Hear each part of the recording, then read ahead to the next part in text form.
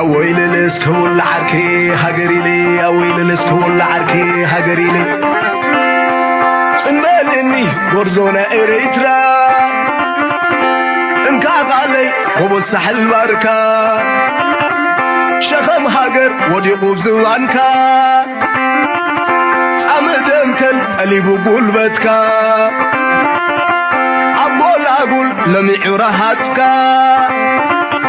حزب دسيل ودسبلكا حزب دسيل ودسبلكا اسكو العركي خبره دك حتى يلمين خيري أكون لكل زاويني دك حتى يلمين مس حدش حماد كريكم زاويني لا لا أغير لا لا لا لا ياي ورسايك على دحلته ورسايك على دحلته وفرغ أمر وضيع واشته عقالز بخرك مسره حدش عمد كفو خافته حدش عمد كفو خافته لا لا لا لا أبو بدبلا أدي للبلي ورساي مزالو سلام تحنقتي كوب كوب أبو بدبلا أدي للبلي ورساي مزالو سلام تحنقتي كوب كوب أتعدى شويته خيتلم كنس عيتلمني ولا محلا تخوني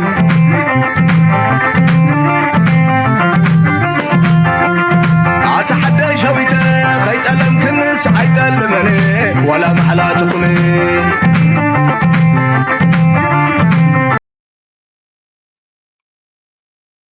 سلام تخطاتلتنا هذا channel كما يتخونوا تبوك تكونوا ناي وتر تبنيتنا بحقنا نيولو مون كم وتروا قداسن وانا وانت استوتات حزنا لكم مسينا لنا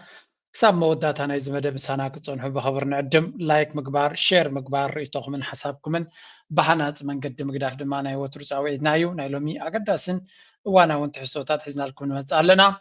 كم وتروا دقفكم اي توقارتو زعب عدنا قداسن سفح زبالن تحستون كلونا يو مجمريا قن أبدأ أكلنا إذا علم سلزخونا. What is going on? Let's start with this one. I'm huddling up with top national security advisors after revealing that he is pausing a major attack on Iran. Trey Yingst is live in Tel Aviv with the latest for us. Trey? Yeah, hey guys, good morning. Look, the clock is still ticking. President Trump giving Iran a few more days to get their act together. The president posting on Truth Social overnight that he had planned to attack Iran, but he's holding off at the request of Gulf leaders. He said in part on Truth Social, I've instructed Secretary of War Pete Hegseth, the chairman of the Joint Chiefs of Staff, General Daniel Kane, and the United States military that we كم تري وزن لهم دونالد ترامب جمر قدف قبل دارقان عالمنا زشقر كونتاتي فتير زلو انتهي زدل زلو تطاو قبل دي زدل زلو سبعي كحرم دي زدل زلو انتهي دليتو نعلمنا دما تزخفة إذا كم زعينتيو زي نصور النت نقراتنا بيقص خديوم نصور زي مخان حركابتي نبزوح نقر حساي زخونه أبكو طبعا علم الزحجين ريوز لنايو دونالد ترامب حرم نلومي متقعد تقبر حسيبو كم زنبرن بلمنا نايزن هقرات عرب دما نقزيو دو قبلو كم زو السنة يوزن قرزولو تي نقزيو نتقينات تطو قبلو زبولو درو أبداغاتات عبي لو تمسيو نتواغانا ندادي نتحت قصو كور دخيلي وقن زلاغ مفتحي يركب سلزي اللي اتقو دايتي قاسنا بلين لعلنك خيدي زقدد معناته you have to find out he has to make sure هذا نصور زخنا مفتعك ركب خلاله زي ولا زلق نابلز قبرو زلو صوتا قن بزح طقم خمزة يبولي زنقر زلو سلزي بحفشة دونالد ترامب ولا بتوم بيزنا تيوبر تعد خانة تقاوم زي ما زلو أنا قابون أبو أخبروت علني معناته كاب كبيت كوينات ولا أنت فرهون تبغيو كوينات كابمتيو فترة خبز غل عنوت فريو سجت أنت بله حما غيكونن جن زاز قبر زلو توم حيزوم مزلو في اللايتي مس إسرائيل ذكر ميديا يحقوس يلهم بس قدايزي سلزي نجزية تطوابي لي زلو خنا زكينات زي زبل زلو ساعات إيران تزدليو زلو خنت دهي بومني ወይቱ ዝኣነ ዝሓቶም ዘለኹ እንተደጊሮም ናብ ኩናት ክምለስ ዝመስል እዩ ግን ናብ ኩናት ክምለስ ሩኡይ ዝኾነ ፀገም ፀቕጢ የጋጥሞ ከም ዘሎ ክንርኢ ኢና ብካልእ መንገዲ ድማ ድሕርሕር ዘብሎ ዘሎ ድማ ዘይተፀበየ ኩነታት ናይ ወታደራዊ ኩነታት እውን የጋጥሞ ከም ዘሎ ከስማዓኩም ክፍቲ ናይ መጀመርያ ዶናልድ ትራምፕ ንድሕሪት ከይምለስ እንታይ ገብርዎ ከም ዘለዎ ስምዑ With me now is Bill O'Reilly, anchor of No Spin News, author of Confronting Evil, and host of the We'll Do It Live podcast. Bill, thank you so much for being here. You're like the perfect person to speak to and the only person I want to talk to about this. Is this a messaging problem or a policy problem? ሕጂ ጉዳይ ናይ ኢራን ብፍላይ እቲ ሚድያ ናይ እስራኤል ኣገዳሲ ኩናት ክግበር ወይ እውን መጥቃዕቲ ንክጅምር ዳርጋ ተዳልዮም ከም ዝነበሩን ንዑ ከገማድሑ እናተፀበዩ ከሎ ዶናልድ ትራምፕ ሃንደበት እዩ ኩናት ኣይገብርነ ኢልዎም ዘሎ ስለዚ እዚኣ እዛ ሃንደበት እዚኣ ክትዋሓጠሎም ኣይትኽእልን እያ ስለዚ ናይ መልእኽቲ ድዩ ጌጋ ዋላ ናይ ፖሊሲ ጌጋ ናይ ምንታይ ፀገም እዩ ዘለዎ ሃንደበት ከምዚ ብግስ ኢሉ ጠጠው ዝብል ዘረባ እዮም ዘረቡ ዘለዉ ስምዕዎም ሕጂ I think it's more policy than messaging. It's a very complicated world, a dangerous world. And thanks for having me on, Vadia. So this morning around 5 a.m., I posted a message on BillO'Reilly.com that said military action against Iran was coming. And then about 7 hours later, the president pulled it. It was all set to go. Because the Gulf, as you pointed out, the Gulf allies said, give us a little more time. Now, how many times have we heard that? We've heard that 20 times. However, when you have human lives on the ብሓፈሻ ከም ትሪእዎም ዘለኹም ሕጉሳት ኣይኮኑን ዘለዉ መጥቃዕቲ ክግበር ምዃኑ ሰሚዐ ከም ዝነበረን ኣብ ፅሑፍ ናቱ መጥቃዕቲ ይመፅእ ኣሎ ዝብሉ ብብዙሓት ኣምፂአልኩም ነይረ ገሊኦም 48 ሰዓት ይብሉ ገሊኦም 3 መዓልቲ ይብሉ ገሊኦም ኣብዚ ቅድሚያት ዝብሉ ግን ኤግዛክትሊ እታ ሰዓትን መዓልትን መን ምዃና ዶናልድ ትራምፕ ጥራይ ዝፈልጣ ነይሩ ሰው ዳርጋቶም መብዛሕቶም ቀረብቱ ኩናት ክጅምር ምዃኑ ተነጊርዎም ነይሩ መተንብሂቡ ነይሮም ሃንደበት ክኸውን ኣይደልዩን እዮም ትዝቢ to some extent بقال لك فاس تداليو كسأنح كم زلوا مردات هاللوا بحفشة كينات كجمري بس خمسة خوني كبلوس أنيهم هندبت دونالد ترامب لما كابتن قال فاللايس بهالزوم هجرات عرب مالتهم هجرات خليج زمت أسعويتن لمنان حنساب كنت أنه وي عدلها بنا وي ونكالم من قدرن دو أنادي لومني حصوتي السعودية قطر إمارات لمينهم نزبل زل حصوتي سوم لمينهم ما يكونوا تطويلوا كانوا كنا تاتي تطويلوا بخاله منقدي تطويل أبت كوينات كعوات كم زي كل سلس فلتيو مغنياتو نزم هجراتياتهم سميع منقدي كيرني تزغون نيرو كوينات كويت كبري لهم لمينهم زحجز وردهم زلو أتواكم لما أبت كوينات وردهم هذا الرع كوردهم مهاني فلتون يرمي maybe كندوز أكل يقمتون يوم يرم إيران كندوز أكل تطويلات كابتن أمريكا دحين كندوز أكل عنوات كتور دولة ميازبل قام قام عنا برا منجن كهربوا مخانو يفلتون يرمي بفلا السعودية قطرون ترديوهم نيري السعودية تبقى ترديوان نيرو أيكونن إيرانسي حوتن تايجر ومسل دفلتو زود دايزي انتاي كون كم زغل سقات نيرومي that's why تكوينات جميرك ساب زخيد جمالهم حيزهم سلام رقعتن نكمت دبلوماسي نخم عبل زيادة نب دبلوماسي كنت سكت على نابلو حليفهم ما تقول داي بزخونة حجون كم تري وزلهم دونالد ترامب دحر داي كبل زغل مر كابزيا قد داي زيا تغلال تقليلو كوتسي وكتبل أزي كبيديو ولا كنت يدلل تلو وانا يتزكينات زي دونالد ترامب بزور بحق كله يكونن اتك ساراق ريل زخونك ساراق ما خمس خلقني في اللي تعلو so what is going to happen line, a lot of them, you give the benefit of any doubt. If you have something that might happen, you explore that road, because if you don't, then you're going to have all these dead civilians. And President Trump doesn't want to kill the Persians. He doesn't want to do that. However, his legacy now is what's in play. I believe that the gas prices will fall very rapidly if Iran signs the agreement, which is very simple. Weapons inspectors in to make sure you don't enrich uranium, and you get out of the Straits of Hormuz. It's an international waterway. That's it. That's not hard. Okay, Iran should have done this weeks ago, but they're playing games. بحفجة again نايت وتدراو كنتات يفرهم كم زلوا بزي خاطري أتي ناي غاز واغا ناي ندادي أب أمريكا ناي بحقي كنت ومن كحرمو من جميرو خمزلون average أمريكاوي استراغلي قبر كم زلو 500 ميتاويت حزب أمريكا كبايتشيك نو بايتشيك ويون بزح ዝተቐመጠ ገንዘብ ወይ እውን ዝተዓቆረ ገንዘብ ከም ዘይብሉን ንእሽተይ ምቅያራት ናይ መነባብሮ ኣብ ቅልውላው ክእትዎ ከም ዝኽእል እዩ ዝንገር። ስለዚ እዚ ዋጋ ናይ ነዳዲ 298 ቅድሚ ኩናት ምጅማሩ ሕጂ ድማ 452 ደይብሎ። እዚ ኣብ መዓልታዊ ነዳዲ ንዝመልእ ወይ እውን ኣብ ክልተ መዓልቲ 3 መዓልቲ ነዳዲ ንዝመልእ ኣዝዩ ብዙሕ ገንዘብ እዩ። ክትመልእ ከለኻ 70-80 ሊትሮ ስለ ትመልእ እቲ ፍልልይ ናይቲ ዋጋ ኣብኡ ከሎ እዩ ዝርዳእካ። ስለዚ this is going to be painful ንመብዛሕትኡ ስድራ ቤታት and እቲ ንነዊሕ እዋን ብከምዚ ክቅፅል ምኻሉ ድማ ተኻላይ ክፋል ናይቲ ቃንዛ እዩ ዝበሃል ዘሎ። ስለዚ ዶናልድ ትራምፕ he must find a solution መፍትሒ ክረክብ ክኽእል ኣለዎ otherwise እታ ፕሬዚደንትነቱ ስዒሙ ክሰናበት ኣለዎ እዮም ዝብሉ ዘለዉ። ተዘየለ ብከምዚ ነገር ቀፂሉ ንነዊሕ እዋን ሰርቫይቭ ክገብር ኣይክእልኒ። ናው እንታይ ዳ እዩ እቲ መንገዲ ንክቅይር ዝገብሮ ዘሎ? ድንጋፀ ናይ ኣሜሪካውያን ናይ ተነዳዲ ጥራይ ድዩ ነቲ ኩናት ድሕርሕር ዘብሎ ዘሎ? I don't think so. To me, and they said we were getting ready to do a very major attack tomorrow. I put it off for a little while. I was asked by Saudi Arabia, Qatar, UAE, and some others if we could put it off for 2 or 3 days.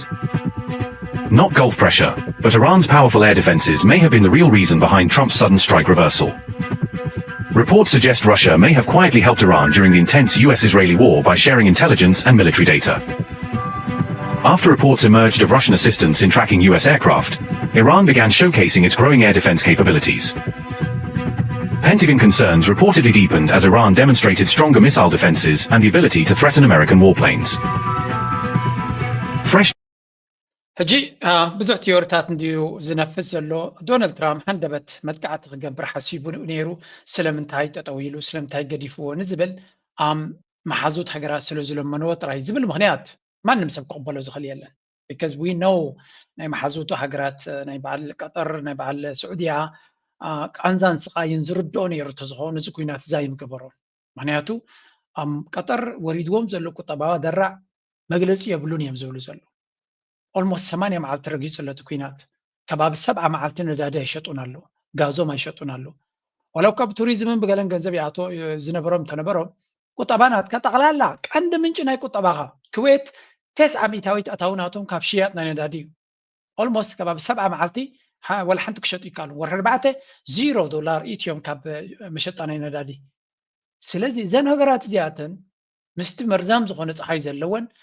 ብጠጠው ከማን ከዕንወካ ዝኽእል ቁጠባንኩም እዩ ዝዓኒ ዘሎ ስለዚ እዚ ጉዳይ እዚ ሕባዮ ዕበጥ ኮይኑ ዘሎ እምበር ዘን ሃገራት ጉድየን ረኺበን ዘለዋ ምክንያቱ ማንም ሃገር ኤሮፓ ይብለኩም ኣለኹ ኣሜሪካ ይብለኩም ኣለኹ እዚአን ከማ እንዳነገስታት ስለ ዝኾኑ ገንዘብ ዘቐመጥዎ ስለ ዝነበሮም ንዑ እናተጠቀሙ ይኸድህሉ ኾኑ እዮም ተርጀምሎም ካልኣይ ድማ ህዝቦም ኣይኮነን ቀጠር ንኣብነት ኣነ ክንደይ ሚልዮን ህዝቢ እዮም ካብኣቶም ሜይቢ 1% 10% እንተኾነ እቲ ህዝቦም ንሶም ዝሕተትሉ ካልእ ህዝቢ ሻሕ ኢሉ ንዓዱ ፌሪ ቫኬሽን ከይዱ ኣብኡ ክሕባእ ይኽእል እዩ ስለዚ ግን እዘን ሃገራት ወሪድዎን ዘሎ ነገር ብቐሊሉ ክረአ ዝኽእል ከም ዘይኮነ ብዙሓት ይነግሩሉ ከቢድ ዝኾነ ሓደጋ ይኾናል ኣብ ልዕሊኡ ድማ እንታይ ይብላ ኣሎ ዶናልድ ትራምፕ ነዚ ኩናት ድሕርሕር ዘብሎ ዘሎ ድሕሪ እዚ ኩናት ካብ ራሻ ብዙሕ ኤር ዲፈንስ ሲስተም ናብ ኢራን ከኣቱ ከም ዝኻለ እዩ ዝነገር ዘሎ መርኣያ ናቱ ኣብቲ መወዳእታ ናይቲ ኩናት ነፈርቲ ኩናት ናይ ኣሜሪካ F-35 ሓንሳብ F-15 ሓንሳብ ከምዚ ብዙሕ ክህራማ ጀሚረን ነይረን ዋላ እውን ኣብቲ ግዜ ምቁራፅ ናይ ተኽሲ ድሮናት ናቶም ነፈርቲ ናቶም ከቢድ ዝኾነ ቅልውላው ክጋጥመን ፀኒሑ እዩ ስለዚ ኢራን ስገለ ነገር ረኺባላ ዝብል ስለያ ሓበሬታ በፂሕዎም ኣሎ ካብ ቻይና ይመፅኦም ኣሎ ይብሉ ነይሮም ካብ ራሻ ድማ ብዙሕ ቴክኖሎጂታት ኢትዮም ክህሉ ይኽእሉ እዮም ስለዚ ኤር ዲፈንስ ሲስተም ናቶም ድማ ካብቲ ናይ ቀደም ዝሓሸ ኣቃውማ ሒዙ ከም ዘሎ እንድሕር ፈሊጥካ እቲ ቀደም ከይተዳለዉ ከለዉ ዝገበርናዮ ለውጢ ተደየምፅኢልና ሕጂ ዳ ከመይ ገይሩ እዩ ነዚ እንደልዮ ዘለና ለውጢ ከምፃልና ዝብል ሓሳብ ክመፅእ ይኽእል እዩ ስለዚ ፑቲን ድማ ብኩሉ መንገዲ ኢራን ኣብ ኩናት ሓያል ኮይና ክትቅፅለሉ እዩ ዝደሊ ምክንያቱ ነቲ ዓቕሚ ናይ ኣሜሪካ ኣብ ዩክሬንን ኣብ ካልእን መሊሱ ከጨንቆን ከፀልሎን ዝግብኦ ዝነበረ ኢራን ብዓብዪ ክፋል ሒዛትሉላ እሱ ጥራይ ኣይኮነን ናይ ነዳዲ መሸጣ ተኸልኪሉ ዝነበረ ጠቕላላ ክሸይጥ ዘይክእል ዝነበረ ወይ እውን ብኣዝዩ ሕሱር ዋጋ ክሸይጥ ዝግደድ ዝነበረ ሎሚ እቲ እገዳ ኣብ ልዕሊኡ ሓደ ወርሒ ተባሂሉ ነይሩ ድማ ንኻልኣይ ወርሒ ንሳልሳይ ወርሒ እገዳ ናይ ኣብ ልዕሊ ራሻ ዝነበረ ኣብ ነዳዲ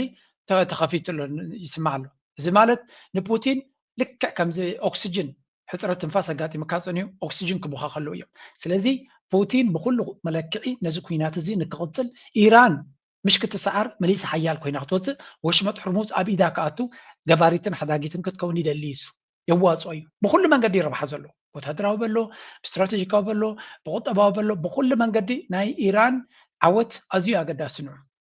تابجن دحر نتنا إيران قداي سيريس لكوز دهم زغل قد محجبنا الباتنا أمريكا بخندز زعاكل أنا كم ناتي من مرداتا بوتين إيران كم تقعد سيفلت نيرجن لأن أمريكا حيلي سرفايف كجبر وقول يوم زبل قمت هاي نبرة ما يبي تحري أمريكا بجد بعاقم أنت متى أنا بزح صوراتي أبيران تحري سديدة سنة توسخ كسارة إذا حكت من نبر نتنا قرت كيس أجر وقول يوم زبل قام نيروحون غليو هالجن أيكونن بوتين على ملو يامينا أمريكا كلها يامينا إيرانويان حيالات مخانم سلزين إيران محجاز إيران محس أزيو قداسن وسانن مخانو كل سبعة مين له إزيك حدا كابتي جيم تشينجر كونز خالي برولو وتدروا عقبنا إيران كابتنا قدم زحية له كوين له ولا ونبت مسائلاتهم يمزولو زلو ركيو زغونة تكنولوجي تات راشا ببتكاسبيان سيزبل أمسياتهم كم زلان أبتز قبرو زلو درونات يكون كالدما حيال زغونة تكنولوجيس بمتاو أب كابتز نبرون العلي كحيل كم زغل غيرهم اللوي بحلالو زدما كم نورمال لغير غير كاتراي كتريو تخل نغرا يكونن معناتو كلتين هجرات بريزيدنت دونالد ترامب ناب تشاينا خيدو زفتنو كل فشلات يخينو كم تزدل وصيتا يمص بقمت قالو امنغوتهم كلت هجرات زلو ركب بريزيدنت شي اي سومن اي سالسن بوتين افانيو ني ترامب افانيو زي زخونه يكون زرز يጭባት ነገር ني فلاديمير بوتين ناب تشاينا عديمو ناب بيجينغ عديمو له After a high-profile visit by US President Donald Trump to Beijing, China is now preparing to host another major global leader, this time Russian President Vladimir Putin. The back-to-back diplomatic engagements are putting China at the center of global attention. Putin's two-day visit to China is being presented by both Moscow and Beijing as yet another sign of their strong and enduring strategic partnership. Ahead of his arrival in Beijing, Vladimir Putin delivered a video message hailing the strength of Russia's relationship with China. كم نريد زلنا زتري وزلهم this is very very interesting another as you أجرامي عبالة ما نرى لنا معناته President Donald Trump مس China بزقبرو كنتات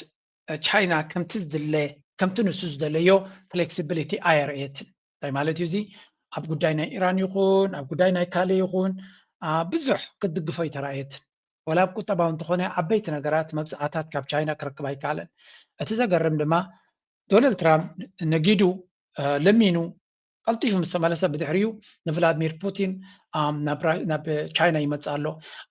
أمونغو بوتينن برزنتيشن زلو زمدنا دما ما نمزفلطيو نقدناتهم كاب دولار وصاي على 300 بليون دولار بس يحلو أمونغو كلتين دولار حاجة نقدي زي إذا نقدي زي حركاتي كفات بري سبلو زلويم كاب دولار وصاي كابنا أمريكا سيستم وصاي نقدي كم زقبرت رايدي كونه كعب كم زغلن كأنبب كم زغلن تشاينا راشان هياو أبنتهم كوينا زلوا نزيد ما نعلم ملو كم أبنت تقوموا ليهم زولو زلو إذا كوينات ناي غالف ستيت استفت يرزولو دما نزو كونتات زي مليسو كقلاتفن كجوهرن زغل مخانيهم زنقرو زلو معناتو أب عالم تازعبي ندادت شيتمن تجز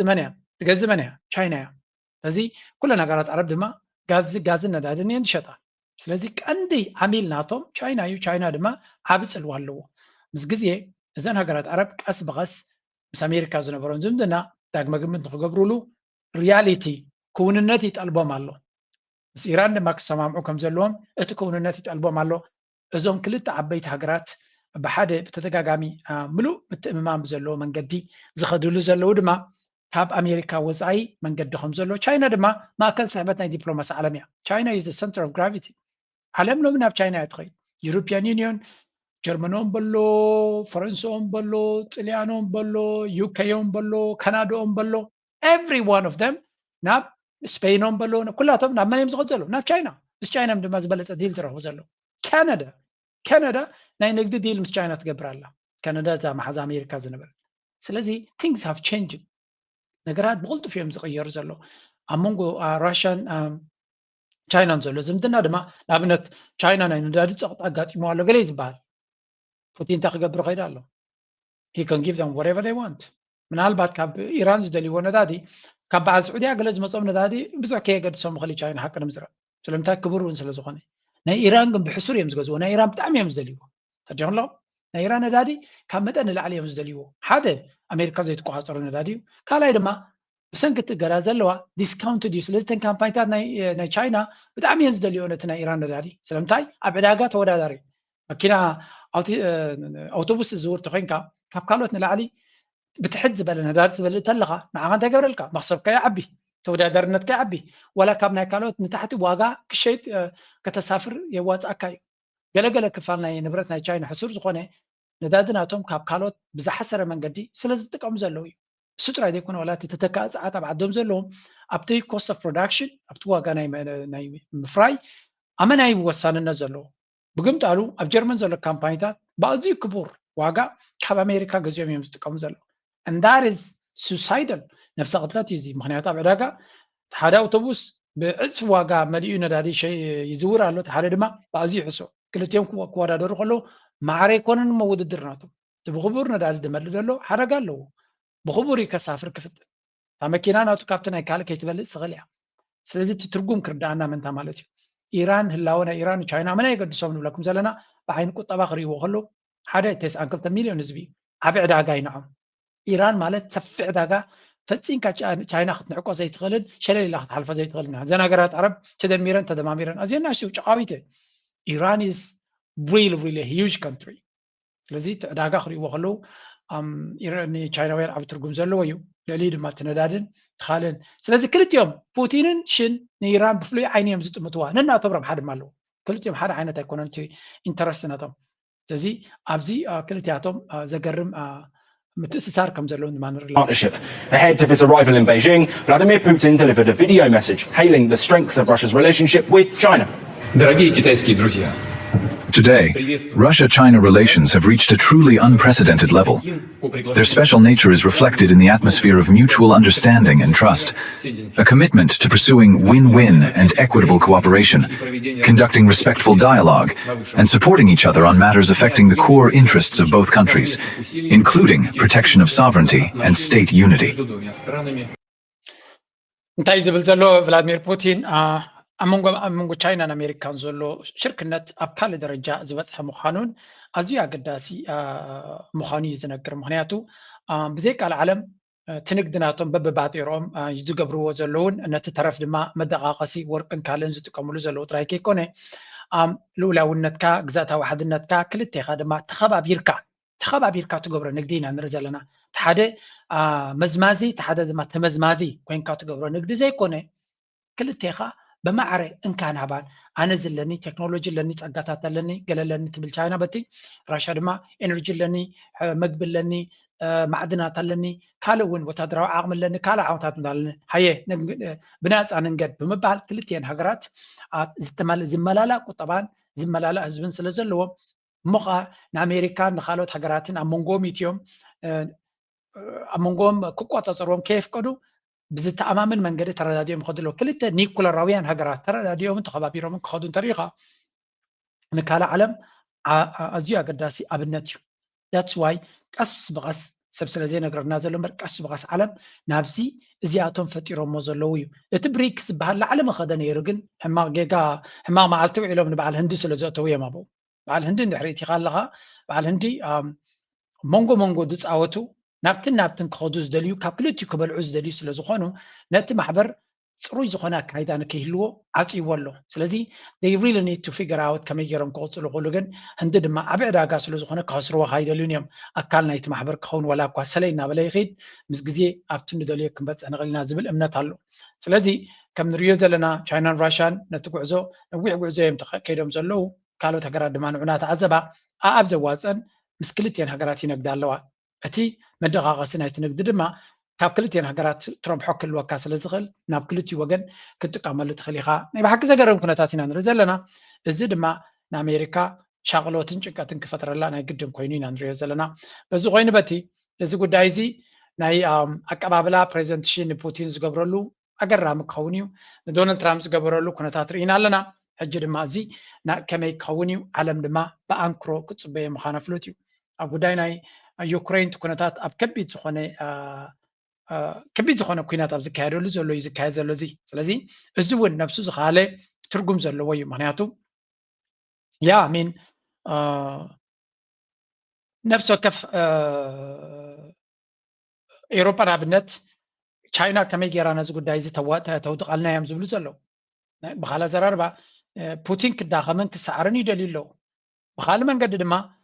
ቻይና ከም ትሪእዎ ዘለኹም ኣብ ጉዳይ እዚ ዝኾነ ይኹን ኢዳ ክትእቱ ድሌት ከም ዘይብላ ተተኻኢሉ ኣሜሪካ ክትዕወተሎም እዮም ራሽያ ተዓዊታ ክትወፅእ እዮም ዝደልይዋ ዘሎ እንተደየለ ድማ ሰላማዊ መዕለቢ ናይቲ ኩናት ክግበረሎም እዮም ዝደልዩ ዘለዉ ስለዚ ብሓፈሻ እዚ ጉዳይ እዚ ሓደ ኮሚድያን ናይ ኣሜሪካ ዝበሎ እስከስምዎ an overtly adversarial relationship with China. It's not going to work. We cannot go to war with China. It will destroy all life on earth. We cannot treat China like Iran. We're done with that. Let me help everybody. We're done with that. We're not the high school bully anymore. We're not. We're the weird kid who may have a gun. We're not the jock. We're not the quarterback. The American quarterback century is over. This is not Top Gun. We are not Tom Cruise. You need to wake the fuck up. There's a new Chinese kid in school. And he's kind of American looking. He's kind of ripped, but he's also Chinese and he's hot and people want to fuck him. They want to get down and they want to slurp him. They don't want to slurp us anymore. You know why? Because we've hung out behind the Dairy Queen too long,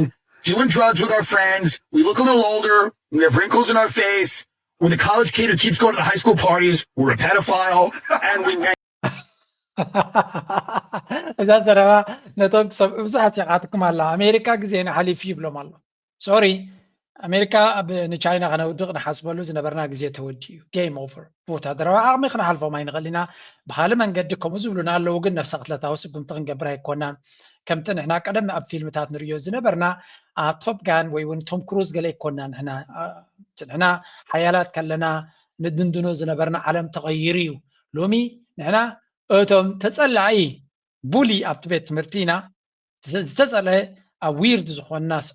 سبينا جن أسوار كارلنا سلزي نفتو يكوننا زفتونا يلي زدلينا يلي ولا ونتزلنا حتى يكون أسوارون نتنو دولي عود كم سألنا يكلنيو إذا خبركم إذا بأمريكا تكون النت نقبل بلوم الله تكون النت هنا تفتوتي كونان زفتونا سبيلا حيلنا وندروتيو يس عمزلنا ينا نمثل لك كمزي قدم نشتي كله بزح زفتو زنبري ودي لومي مس أرجع جنز قدس سلوزي يلي كومينا نحنا يبلالو لومي سب نشاينا يم شاينا يتمنى سيكوين زلو بتصبو كرت زلو تندك نستيز فتوى وددما شاينا يو سوري أمريكا جزيهم حليفيو جزيهم يتتكم لون كم تريو زلو لومي شاينا يتاتدلة أمريكا دما قدم زدلا زنبرة جزيو زي تتكملو لوزر كوينا تعرفنا لنا هاي زولم زلو هذا عاب كوميديان أمريكا زبلا زرفاس لزغنت يا زرفازيا كباد ياخد كونا من خوعت واه زي كباد زربا ياجن هاي الرياليتي سيو كوننا تزيو وحتى وايز بلوم زلو كبد بزبلا قام وايز نكرم زلو سلازي سيجبر نغير يلنا ابزي ناو بزحت تشاينا ونكو دفيروم كما يبلون يمكن أنت حمق زربا تزاري بومم نيروم يمزن دون قراب رقيبا مخلوسي كبد زبلا زربا تزاري بنايو يبلو كتنتنكس مكتم أخلا خدمات قرب. His name is Gordon Chang. Nice guy. Kind of forced on me, right? About Beijing. He hates China. This time, though, I want you to listen how even he describes China's seeming dominance in these Trump meetings between the two leaders. Take a listen. On Thursday, in front of President Trump and in front of the cameras, he actually referred to the Thucydides trap. That's a reference to the Peloponnesian Wars, where you had a rising power challenge a declining ruling hegemon. And so what Xi Jinping was saying was that China's rising and President Trump was leading a failing society. But it got even worse than that, because Xi Jinping also referred to the, quote, new era. That's Xi Jinping speak for the time when China rules the world and where the U.S. is irrelevant. So this was, this was just, to me, I hadn't heard a Chinese leader say those things or anything like that to an American president. Sometimes Donald Trump, أمريكا جزيهم حليفي وياتب لنا زل العالم يزبلهم زلوا كلتيهم أمريكانيهم تجازتني أنا CNN زنبرة هجر ما أب نتنا أمريكا قدام زك على زلوا جازتني نفعيت بيمان زلوا تبصق عم زلوا دما I don't know فيتنام تايوان أودي قال يوجن أب أمريكا أب زغنا CNN Fox أب زغنا ميديا mainstream media تغيت كا أنصار China قدام يزت كاس expert نسي أب زي دونالد ترامب president na China presidents تراخبولو أقاتامي أكلت سلست قطميتات أمريكا تنقل زلا هجر مخانس بريزيدنت شي كي تسكف تزاري بنيرو بخمس درجة أمريكا تدفير يتفلتني هاي زلزلة تشايناويان تنققات يا بنيرو قدم حجي تشايناويان أمريكا نمرحنا أمريكا دما بزمن قد زي دفيرهم ما يفلتونيهم حجيكن نورمال كدفرونان كزلفونانسي كم نبور كوين له زي نعيبون زجر منيو بزح هذا عندي متحفتي أنصار تشاينا دز عفيو سلزي انتاي زلزلة تشاينا قص بقص زنبرم كبرن زنبرم فرهن قبل لنا النات عليه خيدالو فيت نفيت كونفرونت قبرونا كقطبونا يحسب الله ويزبل زلو well it is what it is man مزجزيه كدفر مخان كافلوت ينيرو حرق زي اندحري ادل كاب سبوديت كيم قالو they are going to come for you I mean نزل على حيال كوين كا نادن نكاخ نبر زكا على يكونن اقل بوينت كما تصوخا مخانون فلوتيو سلازي إيران ون نزتاتنا تعذبتها بقديا كدفر تفتن زلا efforts to resolve this conflict diplomatically. We understand that the United States is now saying that it is preferred to lift some oil sanctions against Iran. These negotiations are continuing through mediators in Pakistan. What can you tell us about this? Well, the Trump regime is showing some flexibility, but it's not nearly enough. And the Americans are going to have to go much further than that in order to be able to convince Iran that a deal is possible. So as things stand, the gap between the Iranian proposals and what the United States is now willing to offer is still very great. And I think that because of that, the chances for renewed U.S. and Zionist aggression against Iran are quite high. The assumption in Iran is that a major attack will probably take place within the next few days. And sometimes زلو أمريكا قربت لي أبتي مركزيتات ناتا أبتي طاولاسي قال نقرات غيرت تمثل نعمنت ندادنا إيران كشيت كلوسي قدا قبل اليوبتي مشتنا ندادنا إيران قدا كان اللي يبلو زعجي ولا قاقل فلكسبيليتي زريو ويون بتعصف زريو أبتي طاولا يمثلون تلو اتمرداتا أبيران زلوجن أدنى جيروم نبكينات كمالسونا مخانم ردو كويني زلا بانا لذي كوينات سكمتسيو كوينات دي ترف مخانم يزنقر زلو إذا بتتقاقامي نسمع زلنا هنا كوينات أي ترفني يوم زلو كوينات سلز دليو يكونون نامريكا قلت سلستك زي سلام أولا قلنا بلا سلز هرمتهم بزمن قد زي إيراناوين كشقو يكلون يمجي هذا زخون السبس كلتك زي حدا نجار كلتك زي نحرجير هو سالسايك زي خبر مخان رجسنيا كون يبلو أنت مثلاً أدون أنا عربي أنا يقول الله كلتك زي استقبره سالسايك زي أجات من الكاسي كدك سيفل كان سلزي أمخاتي مراحي دونالد ترامب دحر خوينو أمخاتي إسرائيل زبال كم دليل تزكوها صورت خوينو كجاتم كم زخل مجمعات كبيت كوني يكوني معناته ميديا إسرائيل تتكاتل لها all they talk about is زعبا كوينات هجرات عرب سلام تعبت كوينات دي أتوا says it has intercepted 3 drones that entered its territory from Iraqi airspace in the latest sign that Gulf states are still vulnerable to Iran-backed proxies. A Saudi Defense Ministry spokesman said the kingdom will take the necessary operational measures against any attempt to violate its sovereignty and protect civilians on Saudi territory. Well, the incident comes just a day after a reported drone attack near Abu Dhabi's Barakah nuclear plant, raising questions over whether militias in Iraq are testing new routes and what it means for the region's cracking ceasefire. Joining us to discuss more. فجي زي أبز حلفة نهجرات عرب بفلايني إمارات أبتناتا نيكولاراو بوتا أجات يموز بحال زنبرة متقعتي قمتي تيغا كم حد عبي أقدا سنة بنديوم غيرم وسيدم مزلو and نزكو دايزي كم زي أمريكا حين غطفة ديولو تدل زلا ويون تنهجرات عربسي زخونا نجار كجبرا زي مخالن كم عبي مزاربة رسيهم غيرهم وزلو بخال من قدون انتخوني تي أكايدنا أمريكا ويون وتهدراوي بوستجرنا أمريكا عند الريقايو نسلام زدل حيلي كندزي وتهدراوي أجوارات أب حدا بوتا كاب عدو أشحات كيلومتر رهيقو كندزي وتهدراوي أجوار كدالو يكلني تزي إزي نايت عنا كم زي كونن ناي سلام كم زي كونن ردو زخونا من قدي تراي انت جميروم عوض كم سألهم يخل داي كلني تي تساقم كويني زلن بر اتقو داي نريو زلنا ناب كوينات قصو كتمت زخلن سقمتن موساد ዘዳሉ ምዃንዮም ዝነግሩ ዘሎ ሕሉፍ ሓሊፎም ድማ ሕጂ እውን እንተኾነ ነዘን ሃገራት ዓረብ ደፊኦም ደፋፊኦም ናብቲ ኩናት ክእትወን ይደሊኹም ዘለዉ እዩ ዝነገር Rule in geopolitics, when superpowers cannot enter the battlefield directly, they look for someone else to wear the boots. We saw it during the Vietnam War. The United States poured troops and resources into defending South Vietnam, while the Soviet Union and China heavily funded and supplied North Vietnam. As a result, the brunt of the fighting fell squarely upon the Vietnamese people. And now, according to a report by The Telegraph, the Donald Trump administration may be doing exactly that, this time with the UAE and Iran. According to the report, the Trump administration is pushing the United Arab Emirates to become directly involved in the war against Iran. መቸም ደይንሰምዐ የብልናን እንዲና ኣሜሪካ ነዚ ኢማራት ዝበሃል ናብ ኩናት ትደፍኦ ከም ዘላን ሰራዊት ናቱ ተጠቂሙ ንኢራን ንከጥቅዕ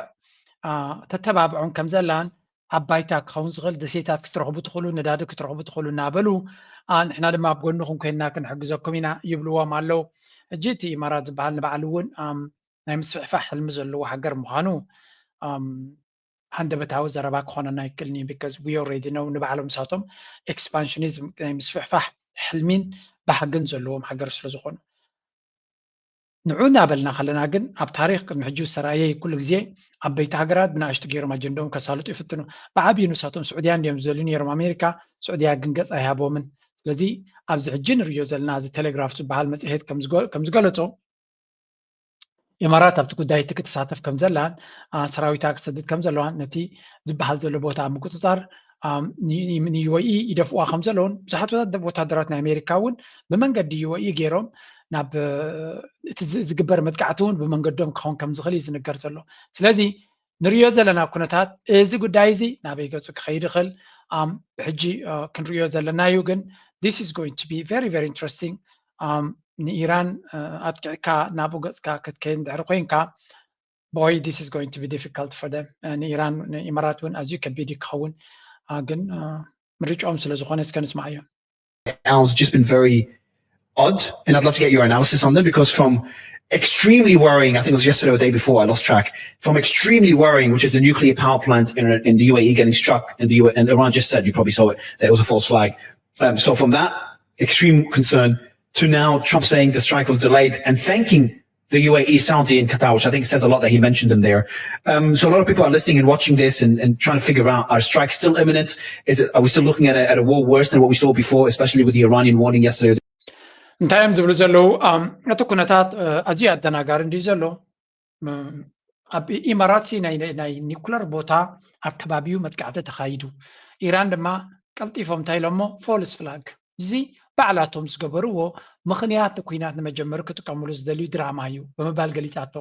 እሱ ድማ ተንድሮናት ብምዕራብ እየን መፅአን ማለት ካብ ኢራን ብቐጥታ ከምዘይመፃ ነጊሮም ስዑድያ ድማ ንዓይ እውን ብሰሜን ናተይ ካብ ኢራቅ ብደቡብ ናይ ኢራቅ ከም ዝኣተዋ ምልክት ኣለኒ ኣብ ልዕለይ እውን ፈተነ ተኻይድ እዩ ስለዚ እዚ ጉዳይ እዚ ጥንቃቐ ዘድልዮ ይብለው ብሓፈሻ ብኢራናውያን እዚ ጉዳይ እዚ ንድራማ ዝተገበረ ኩናት ንምጅማር ከም ምክንያት ክጥቀምሉ ዝኽእሉ እዮም ይብልለው እስከ ነዚ ኤክስፐርት Trita Parsi ዝበሃል ነቲ ኩነታት ብቐረባ ዝካየደ The Saudi and Emirates asked him not to attack, and as a result, he's pulling back, etc. And obviously, that's very important. We should, analyze that. But it's also very important to take a look at the tweet or the post that he had an hour or so before, in which he, at first, it looks as if he was calling for Iran's complete capitulation and their navies at the bottom of the sea, etc., etc. Which, again, if that is really what his message was, would be devastating. It would mean that he is really going for war. It would be a tweet that would, disrupt whatever negotiations were taking place. But when you read the full tweet, and it's like one long sentence that is an entire paragraph, you realize actually that's not what he's doing. He's saying that even if all of that was achieved, the mainstream media, New York Times, would never say that he won. Instead, they would say that Iran. ብሓፈሻ እንታይ ዝብል ዘሎ እተን ኣብ ሃገራት ዓረብ ዝካየድ ዘሎ ንጎኒ ገዲፍና ዶናልድ ትራምፕ እንታይ ዘሊ ዘሎ እንድሕሪ ኢልና ካብዚ ኩናት ክወፅሉ ዝኽእል መንገዲ ይደሊ ኣሎ ክወፅእ ከሎ ግን ተዓዊቱ ከም ዝወፀ ናራቲቭ ክፈጥር ደሊ ኣሎ ኢሉ እቲ ፀገም ግን እቲ ሚድያ ብፍፁም ከም ዝተዓወተ ገይሩ ክገልፆ ይክእል እዩ ዘሎ ኢሉ ስለዚ ንሱ ብዝኾነ ይኹን መንገዲ ካብቲ ኩናት እውን ክወፅእ ይደሊ እንተሎ ክወፅእ ከሎ ናይዚ ኩሉ ኣውሪድዎ ደሎ ክሳራን ካለን ገለ ዓወት ተጎናፂፈ ክብል ከሎ እቲ ሚድያ ምስ ኮይኑ እወ ተዓዊትካ ኢኻ ዓወት ኣለካ እዩ ገለ ክብልሉ ይደሊ ኣሎ ከምኡ ክብለሉ ዝኽእል ሓይሊ ድማ የለን ኣብዚ እዋን እዚ ይብላ ኣሎ ስለዚ ንዶናልድ ትራምፕ ዝያዳ ጭንቀት ኮይኑዎ ዘሎ ይብላሎ ወላ እውን ሕጂ ኩናት ክጅምር ድሕሪ ኮይኑ ገለ ዓወት ዝጭበጥ ዓወት ዝረአ ዓወት ክፈጥረሉ ዝኽእል ኣጋጣሚ እዩ ዝደሊ ዘሎ መብዛሕትኡ ግዜ ነዚ ደምሲስናዮ ክብል ከሎ ተዓዊተ ንክብል ዝጥቀመሉ ዘሎ ስነ መጎቲ ግን ዝኣምኖ ይረኸበን ኣብተን ቀዳሞት 5 መዓልቲ እንተዝወፅእ ነይሩ ሰብ ማእመኖ ነይሩ ከምኡ ኢልዎ ነይሩ እዚ ኤክስፐርት እዚ እዘን ጌርክየን ዘለካ ጥራይ ከም ዓወት ኣዊጅካ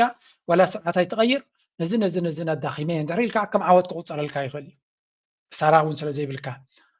እንድሕር ግዜ ቀፂሉ ግን እዚ ዓወታት ትብሎ ዘለካ ከም ዓወት ክቁፀር ኣይኮነን ስለዚ መመሊስ ካብቲ ሰልሚ ክትኣትኻ ኢሉ ከም ምኽርናቱ ብዝምፂናልኩም ነርና ኢና ሕጂ እውን እንተኾነ ዶናልድ ትራምፕ መዋፅኦ ሲኢኑ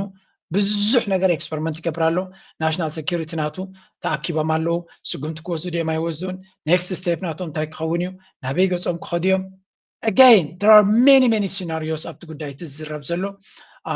ግን ክሳብ ሕጂ ዝጭበጥ ነገር ናበይ ክኸይድ ከም ዝደሊ ዝርአን ዝጭበጥ ነገርን ኣይተረኽበን ኣሎ ስለዚ ዶናልድ ትራምፕ is in the middle of ዓብ ክራይሲስ ወይ እውን ባዕሉ ዝፈጠሮ war of choice እዮም ዝብልዎ ዘለዉ እዚ ባዕሉ ብምርጭው ዝፈጠሮ ኩናት እዩ መዋፅኦ ግን ሲኢንላ ኣሎ ምክንያቱ ፅቡቅ መዋፅኦ ንክረክብ እቲ ኩነታት የፍቅደሉ ስለዚ የለ እቲ ሚድያ ድማ ካብ ግዜ ናብ ግዜ ንኣብነት ለንቀኒ ጥራይሲ ናይ ስካይ ኒውስ ዝበሃል ናብ ኢራን ኣትዩ እንታይ ኣውፅኡ ነይሩ ነቲ ቤት ትምህርቲ ለ150 ቆልዑ ዝተቐትልሉ ቤት ትምህርቲ ከይዶም ንዑ ዶኩመንታሪ ሰሪሖም ኣውፅኦም ነይሩ ክሳብ ክንደይ ኣሰንባዲ ፍፃመ ከም ዝወረደን እቲ ህዝባዊ ዘሎ ዝወረዶ ስቃይ ኣሜሪካ ክሳብ ሕጂ ተሓታትነት ከምቲ ዝድለ ተሓታትነት ከም ዘይገበረትን ናይ ብሓቂ ገበን ናይ ኩናት ተፈፂሙ ክነሱ ማንም ሰብ ዝሕተት ኣብ ኣሜሪካ ከም ዘየለ እዚ ንባዕሉ መዛረባ ርእሲ ምዃኑ ኣብ ውሽጢ ኢራን ድማ ብዙሓት ጋዜጠኛታት ናይ ኣሜሪካን ናይ ምዕራብን ኣትዮም ኣለዉ ሲኤንኤን ንባዕሉ ዕንወት ኣብ ልዕሊ ሲቪላዊ ትሕተ ቅርፂ ዝወረደ ኣብ ሜንስትሪም ሚድያ ክመፅእ ጀሚሩ ኣሎ ኩሎም እዚኣቶም ድማ ዶናልድ ትራምፕ ማዓስከራት ጥራይ ዘፍርስ ዘለኹ እናበለ ዝሕስዎ ዝነበረ ካብ ግዜ ናብ ግዜ ንሱ ከም ዘይኮነ ተሓቂ ይመፅእ ኣሎ ሕጂ ድማ ከም ብሓድሽ ናብ ኩናት ኣትዩ ነቲ ኩነታት ክቕይረሉ ዘይክእል ኣጋጣሚታት ይረአ ስለ ዘሎ boy the man is in deep trouble ይብሉ ኣብ ክብድ ዝበለ ዓዘቕቲ ኣትዩ ከም ዘሎ እዩ ዝንገር መዋፅኦ ድማ ይፈለጠን ኣሎ ወልቲ እንታይ ክገብር ክእል ኔክስት ሙቭ ናቱ እንታይ ክኸውን እዩ ንግዜ ክንገድፎ ኢና ንሕና ግን እቲ ኩነታት ኣብ ዞባና እውን ዓብ ፅልዋ ስለ ዘለዎ ንዞባና ዝያዳ ከነተኩር ኢና አንድ 5 የባህር በሮች ያስፈልጋል የባህር በር ነው ኮሜርሻል ወደብ ነው 5 ያስፈልጋል ያላችሁ አንድ 5 ያስፈልጋል እንላለን ቢያንስ ግን አንዱ ግን ሉዓላዊ የሆነ የራሳችን ኦነርሺፕ ያለበት እንዲሆን እንፈልጋለን ነው መንግስታችሁ ላይ በሶማሌ በኬንያ በሱዳን አማራጭ የባህር በር አጠቃቀማችንን በማበጀት አማራጮቻችንን እናሰፋለን ይላል ኤርትራ አልተጠቀሰችም ከኤርትራ የምትፈልጉት የባህር በር የላችሁ የኛ ነው ስለዚህ ኤርትራ ነው የኛ ብላችሁ ታስቡት ይሄን እኛም ኤርትራም የኛ ነው ብለን የኛ ነው ታለም እነሱ የኛ አብረን ምን ብለን ነው የምናስበው ኦነርሺፕ አይደለም ኤርትራ ሉዓላዊ ሀገራት አትመለከታቱም ወይም ደግሞ እናሰጣቱ ኤርትራ የእነሱን ፍላጎት እናከብራለን ግን የኢትዮጵያን ጥቅም የጎዱትን ነገሮችን ማስተካከል አለብን ብለን እናምናለን ያው የኛ ነው በመትሉት ሀገር ላይ የኛ ነው የምትሉት ጥቅም የእናንተ ስለሆነ ማስጠበቅ መቼም እዚ ዘረባ እዚ ደምካ ዘፍልዓልካ ዘረባ እዩ ተራ ዘረባኻ ኣይኮነን እዚ ንምርጫ እዮም ዝዳለዉ ዘለዉ ሓደ ካብቶም ብርሃኑ ነጋ ዝበሃል ፕሮፌሰር ድዩ ዋላ ገለ ሚኒስትር ትምህርቲ ዘሎ ንሱ ናቱ ፓርቲ ዝነበረ ኢዚማ ድዮም ገለ ዝብሎ ፓርቲ ናቱ ሓላፊ እዩ ዝዛረብ ዘሎ ኣብቲ ገባሕሪ የድልየና ብሓሙሽተ መንገዲ ኣቢሉ ኣብቲ ገባሕሪ ኣማራፂታት ክህልወና ኣለዎ ብሓደ ግን ንሕና ንውንኖ ኣብቲ ገባሕሪ ልኡላዊ ኣብቲ ገባሕሪ ክህልወና ኣለዎ ይብላ ኣሎ ብኬንያ ብሶማልያ ብሱዳን ብጅቡቲ ገለ ትብሉ ኢኹም ግን ኤርትራ ሰይትጠቕስዋን ኢኹም ኢልዎሲ ኤርትራ ናትና ኢልና ኢና ንሓስብ ኢልዎ ሉላዊ ሃገር ኤርትራ ሲ ናትኩም ኢልኩም ተሓስቡ ኢልዎሲ እዎ ንሕና ኤርትራ ናትና ሃገር እያ እቲ ህዝቢ ህዝብና እዩ ኢልና ኢና ንኣምን ንሶም እንታይ ይብሉ ቀሲልካ ክረአ ዝኽእል ግን ብኣና በተኣሳስባ ናትና ኤርትራ ናትና እያ ኢልና ኢና ንሓስብ እዩ ዝብል ዘሎ ስለዚ ምስ ኤርትራ ሪዩኒፊኬሽን ስለዚ ንኤርትራ ከም ኣካል ናይ ኢትዮጵያ ወይ እውን ስድራ ናይ ኢትዮጵያ ጌርና ኢና ንሓስባ ክፋል ናይ ኢትዮጵያ ድማ ክትከውን ኣለዋ ይብላ ኣሎ ዲፕሎማቲክ ስትራቴጂ they intended to counsel Eritrea on the mutual benefit of being one country ስለዚ ንኤርትራ ምስ ኤርትራ ዲፕሎማሲ ክንገብር ሓንቲ ሃገር ክንከውን ዘለና ሓንቲ መግዛእቲ ናትና ክትኮኑ ወይ እውን ሓንቲ ክፍለ ሃገር ናይ ኢትዮጵያ ክትኮኑ ኢልና ክንሓትቶም ኢና እዚ እዩ እቲ ናትና ራእይ ዝብሎ ዘሎ ክንደይ ከደፍር እዩ ፈጣጥ حتى زي قبو قالات كم نزارب كقبرونا يوم كقود كوارقيمنا بزيهم سبازياتهم هذا زباتاينا نقبرون بزيهم سبازياتهم أمين نزع جزء بلا زلوا زجر ما كخوني بلو بلتقنا أبي أحمد كميز بالحقيقة قلت أحمد كم يجير له نسي عشادين وهم نسي زاكل كمان يرترا ناس أخذكم كلا بين يرناي تحتتنان ولا يوعلالون جيجا ستاتي تفصيل ممكن الرمل للناس لازم بلزلوا مسك ولا درس لزلوا مساتهم ما تجبروا كم ناتون اللي على كزاربيهم and these are the same people سلام الرقاتنا يرترا مسير يرترا بسلام من قدر دقة بحر كنت كم نخلينا إن كان هبان بجلا ملجلا نابلو نسكر بشيء زفتن زلوية ስለዚህ ባዕላቶም ድማ ብሃገራዊ ቴሌቪዥን ብፋና ብሮድካስቲንግ ዝበሃል ዝወፅእ ቴሌቪዥን ቪድዮ እዮም ትሪኡ ዘለኹም ብተራ ዩቱብ ቻነል ገለ ንሓደ ኢንዲቪዥዋል ሚድያ ዝወፅእ ዘሎ ኣይኮነን እዚ ከም ትሪእዎ ዘለኹም ክሳዕ ክንደይ ኣፀያፊ ዘረባ ምዃኑን ንኤርትራ ንሉላዊት ሃገር ኤርትራ ንሳ ኣብ ዘየላትሉ ፕላትፎርም ንኤርትራ ዝውክል ኣብ ዘየብሉ ንኤርትራ ንሉላውነት ናይ ኤርትራ ንመሰረተ ውሳነ ህዝቢ ኤርትራ ነፊጉ ኣካልናትና ክንገብራ ኢና እንደሊ ዝብል ዘሎ መጀመርያ ኢትዮጵያ ክትቆፃፀር ኣይከኣልካን ኣለኻ ብዛዕባ ጉዳይ ናይ ዓድኻ ክትገበር ትኽእል ሕጂ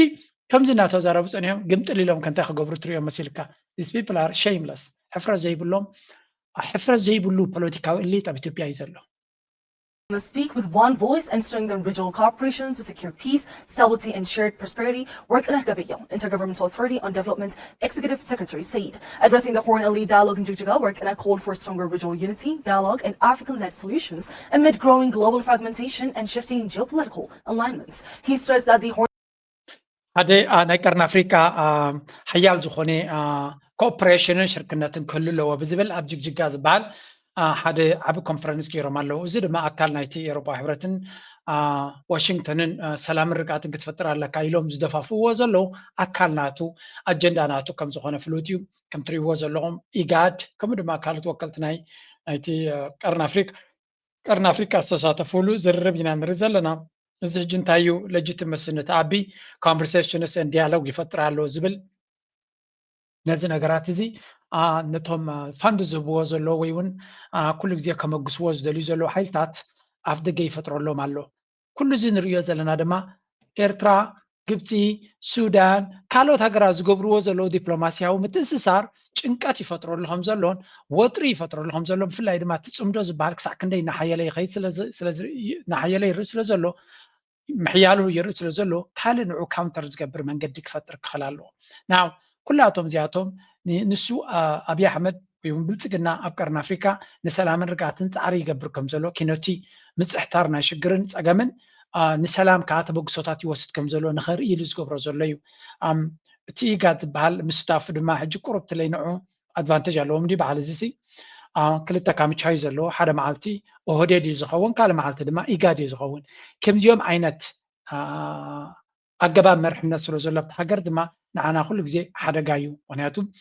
ወላ እቲ መሳት ብሎ ስለንቀነት ናይ ኣሜሪካ ሲኒየር ኣድቫይዘር ምዙ ተራኺቡ ነይሩ ብጉዳይ ናይ ቀርኒ ኣፍሪካ ክዘራረብ ነቲ ጉዳይ ናይ ቀርኒ ኣፍሪካ ርግኣትን ሰላምን ዝያዳ እቶም ዞባውያን ሓይልታት ዓብ ግደ ኣለዎም ስለ ዝበሃሉ ምሳቶም እውን ከም ዝተራኸበ ዝገልፅ ሓበሬታ ነይሩ ንስማዕ እስከ ነዚ ሓደ ኣነ እኳ ቁም ነገር ዘለዎ ሰብኣይ ኣይመስለንን ግን እስከ ንስማዕ and that sustained engagement is key to reducing conflict and improving mutual understanding. Warqinah emphasized that issues facing the region should be solved by Horn countries themselves, highlighting the importance of open discussion Horn countries need. I'm very much interested about the theme of the discussion. أنا مهتم جدا بموضوع النقاش وهو الحوار بين النخب. ብሓፈሻ እንታይ እዮም ዝብሉ ዘለዉ ጉዳይ ናይ ቀርኒ ኣፍሪካ ቀርኒ ኣፍሪካ እተን ሃገራት ኣብኡ ዘለዋ ብሓደ ኮይነን ክፈትሑ ኣለዋ እንተዝኽእላ ይብል ኣሎ ግን ተሓሶት ናቱ እኮ እዩ ናይ ኢጋድ መራሒ ተባሂሉ ካልእ ኣባል ናይቲ ሃገር ንሉላውነት ናይ ካልእ ሃገር ዝደፍር ንክልተ ሰለስተ ዓመት ክቕፅል ከሎ ሓንቲ መግለፂ እውን ከውፅእ ዘይከኣለ በትኪ ዝኾነ ወይ ከዓ ሓደ ብቱቕ ዝኾነ መርሕነት ወይ እውን ውዳበ እዩ እቲ ኢጋድ ዝበሃል ሓንቲ ኣባል ሃገር ናቱ ንዓመት ሙሉእ ንክልተ ዓመት ሙሉእ ልኡላውነታ ክድፈር ብሃገራዊ ቴሌቭዥን ብዘርከበ ፖለቲከኛ ንልኡላውነት ናይ ኤርትራ ዝደፍር ክዛረቡን ወታደራዊ መናውራ ክገብሩን ኩሉ ክገብሩ እናረኣየ ከሎ ሓንቲ ቅንጣብ መግለፂ ውፅኢ እውን ነቲ ዞባቲ ንኤርትራ ልኡላውነታ ክኽበር ኣለዎ ብምባል መግለፂ ከውፅእ ዘይከኣለ ብቱቕ ኦርጋናይዜሽን ብዛዕባ ርግኣት ናይቲ ዞባ ክዛረብ ከሎ ሓፍር ጥራይ ዘለዎ ግን ኩነታት ድማ ካብቲ ንሶም ዝፅበይዎ ንላዕሊ ይቕያር ስለ ዘሎ ሓቆም እዮም ዓቕሎም ክፀቦም ኤርትራ ቤላ ጌራ ሓስያቶም ዘላ ቤላ ጌራ ግን እዛ ርስ እዚኣ መመሊስያ ትሰፍዕ ዘላ ስምዕዋ On one side, we have Egypt and Eritrea, and on the other is their common adversary, Ethiopia. Cairo and Asmara have joined hands to boost regional trade by linking their ports on the Red Sea. The two countries want to leverage their strategic coastlines. The agreement was signed on May 16th during an official visit by the Egyptian delegation to Eritrea. On the occasion, the two countries signed an agreement on marine transport for ከም ትሪእዎ ዘለኹም ኣብ መንጎ ኤርትራን ግብፅን ዝተገብረ ስምምዕን ርክብን ብዙሕ ጠላዕላዕ ይፈጢሩ ዘሎ ብልፅግናን ኣዳኸርቶምን ድማ ዝሕዝዎን ዝጭብጥዎን ጠፊዎም ኣሎ I'm going to give you a little bit of taste ከመይኡ ይብሉ ኣለዉ ገላቲ ወደ አስመራ ያደረጉት ጉዞ ወደ አስመራ ተጉዞ በብዙ ነገሮች ላይ በጣም ሰላማዊ በጣም ልማታዊ ኢንዱስትሪያል በሚመስሉ ነገሮች እንደተስማሙ ገልጸዋል ግን ከግብጽ መገናኛ ብዙሃን የወጡ መረጃዎች ምንድነው የሚሉት የተለመደው አለ አይደለ የቀይ ባህር ጉዳይ ኮስታል ላይኑን ሼር በሚያደርጉ ሀገራት ላይ ብቻ የሚመለከት ነው የሚለው የተለመደውን ኢትዮጵያ ለመግፋት የሚደረገውን ንግግራቸውን በድጋሚ ስለማሰማታቸው ተነግሯል ባድር አብደላቲ ምንም እንኳን በናቪጌሽን መርከብ ብዓፈሻ እንታይ እዮም ዝብሉ ዘለዉ ዓቕሎም ይፀይብሎም ዘለዎ ክፀቦም ካለዎ ኤርትራ ነዚኦም ሰባት እዚኣቶም ዓቕሎም ከተፅበሎም ክትክእል ኣለዋ እዚ ሕጂ ተገይሩ ዘሎ ዲል ንሳቶም እንታይ ይብሉ ኣለዉ ኢንሰርክልመንት ቲዮሪ እቲ ምኽባብ ናይ ኢትዮጵያ ምዃኑ ክትክበቡ ዲኹም ክትዕፈኑ ዲኹም ንዓኹም ዝምልከት ጉዳይ እዩ ኤርትራ ግን ምስ ዘዋፅእ ሃገር ሽርክነት ክትገብር ጀሚራ ኣላ ፍተውዎ ፅልዎ ኩሉ ግዜ መጋበርያ ኮይኖም ናይ መጋበርያታት ግንዖ ወይ እውን ኣድቫንቴጅስ ክረኽቡ ዝፍትኑ ዝነበሩ እዮም ኣሜሪካ ምሳና ኮይና ገለ ነገር ክትፈጥረልና እያ ዝብል ኣጉል ተስፋ ነይርዎም ኣይፈተነቱምና ይንብል ኢና ድሕሪ ካብ ኣሜሪካ ምስ ተመለሰ ብልፅግና ሓደ ነገር ፈቲኑ ነይሩ እዩ ፅንኤልና ክንሪኦ ኢና እሱ ጂኦፖለቲካል ቾክ ፖይንት እቲ ኩነታት ድማ እቲ ኣብ ወሽመጥ ሕርሙዝ ዝተፈጠረ ኣብ ባቤል መንደብ ድማ ንኸይድገም ዘጋጥም ዘሎ ነቲ ኩነታት ቀይርዎ ከም ዘሎን ኤርትራ ድማ ብዙሕ ተደላይነት ረኺባ ከም ዘላ ከይፈተው ዝብልዎ ዘለዎ ዘረባ እዩ ብሓፈሻ እንዳ ብልፅግና ኣይተዋሕጠሎምን ኣሎ እቲ ጉዳይ ኣይተዋሕጠሎምን ክእውዩ ጀሚሮም ኣለዉ ንመለስ ኣብቲ ጉዳይ እቲ ኤርትራ ምስ ግብፂ ዝገበርዎ ጉዳይ ብብዙሕ መንገዲ ተዛርብ ዘሎ ብብዙሕ መንገዲ and we really enjoy this ምክንያቱ ኤርትራ ነዚኦም ሰባት እዚኣቶም ከም ዘእውዩ ክትገብሮም እንተኮይና ኣገደሲ ዲልስ ክትገብር ክትክእል ኣለዋ ባይ ደ ወይ ናይ ግብፂ ሚኒስትር ጉዳያት ወፃኢ ኣብ ኤርትራ ኣብ ዝፀንሓሉ ኣገዳሲ ኢንተርቪው ገይሩ ኣሎ ብክልተ መንገዲ ክንሪኦ ኢና መጀመርያ እዚ መከረኩም ካብ ኤርትራ ምስ ተመልሰ ሚኒስትር ጉዳያት ወፃኢ ናይ ግብፂ ባድር አብደላቲ ምስ ሲኒየር ኣድቫይዘር ናይ ኣሜሪካ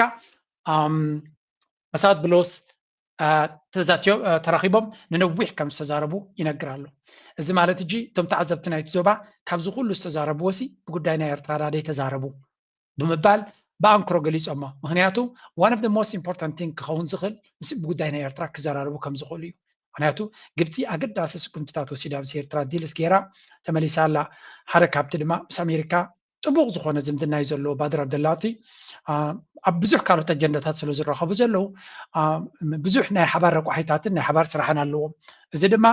ኣብ ካልእ ቦታታት ንኣሜሪካ ነቲ ኣሜሪካ ትኸዶ ዘላ መንገዲ ግብፂ ብዙሕ ኣገዳስነት ስለ ዘለዋ ከምቲ ባቤል መንደብ ኣገዳሲ ንብሎ ዘለና ስዊዝ ከናል ድማ ኣገዳሲ ስለ ዝኾነ ድማ ኣብ ልዕሊኡ ብዙሕ ጂኦፖለቲካዊ ፖለቲካዊ ካልእ ኩሉ ዓይነት ኣገዳስነት እዩ ዘለዋ ግብፂ ንኣሜሪካ ዳትስ ዋይ ድማ ቀፃሊ ካብቶም ኣብ ዓለም ዘለዉ ኣብ ዓለም ካብ ዝርከቡ ሃገራት ኣሜሪካ ብተደጋጋሚ ትረኽቦም ዲፕሎማትስ እንተሎ ናይ ግብፂ እዩ ካብ ናይ ኤሮጳ ንላዕሊ እውን እያ ትረኽቦም ክትብል ትኽእል ኢኻ they are very very important ምክንያቱ ምስቲ ናይ እስራኤል ኩነታት ምስቲ ናይ ሃገራት ኸሊጅ ኩነታት ምስቲ ናይ ኢራን ኩነታት ብኩሉ ክትሪኦ ከለኻ ግብፂ ኣብ ብዙሕ ቦታታት ኣገዳስነት ኣለዋ ነቲ ናይ ኣሜሪካ ጉዕዞ that's why ቀፃሊ ርክብ ዘሎ ምስ ማርኮ ሩቢዮ ርክብ ኣሎ ምስ ዶናልድ ትራምፕ ርክብ ኣሎ ኣሚን ናይቲ ጋዛ ፒስ ፕላን ዝበሃል እውን እኮ ኣብ ሸርመል ሼክ ኣብ ግብፂ እዩ ተፈሪሙ ስለዚ ብብዙሕ መንገዲ ግብፂ ሬሌቫንስ ኣለዋ ንኣሜሪካ ነዚ ዘለዋ ድማ ንናታ ጥቕሚ እውን ጎኒ ጎኒ እቲ ንኣሜሪካ ትሕግዞ ዘላ ናይ ነብሳ ረብሓታት እውን እያ ተቐድም ኣብኡ ድማ ኣብ ጉዳይ ናይ ማይ ጉዳይ ናይ ገርት ጉዳይ ናይ ካልእ ተዘራሪቦም ከም ዘለዉ ይንገር ነዚኣ ተመሊሰ ክነግረኩም እየ ትንተና ናታ ኣገዳስነት ስለ ዘለዎ ቅድሚኣ ግን እንታይ ከሪአኩም ደልየ ኣለኹ ሚኒስትር ጉዳያት ወፃኢ ናይ ግብፂ ኣብ ኤርትራ ኣብ ዝፀንሓሉ ምስ ጋዜጠኛታት ናይ ኤርትራ ዝገብሮ ኢንተርቪው ግልጽ ዝኾነ ብዛዕባ ኤርትራ ተዛሪቡ ኣሎ ነዚ ብግልጽ ተዛሪብዎ ዘሎ ነቲ ልኡኽ መሪሑ ዝመፀ ወይ እውን ነቲ ሌትናንት ጀነራል ከማል ወዚር ዝበሃል ድማ ንሱ ዝገብሮ ኢንተርቪው እውን ኣብዚ ክንርኢ ብክልቲኡ ክንሪኦ ስለ ዝኾንና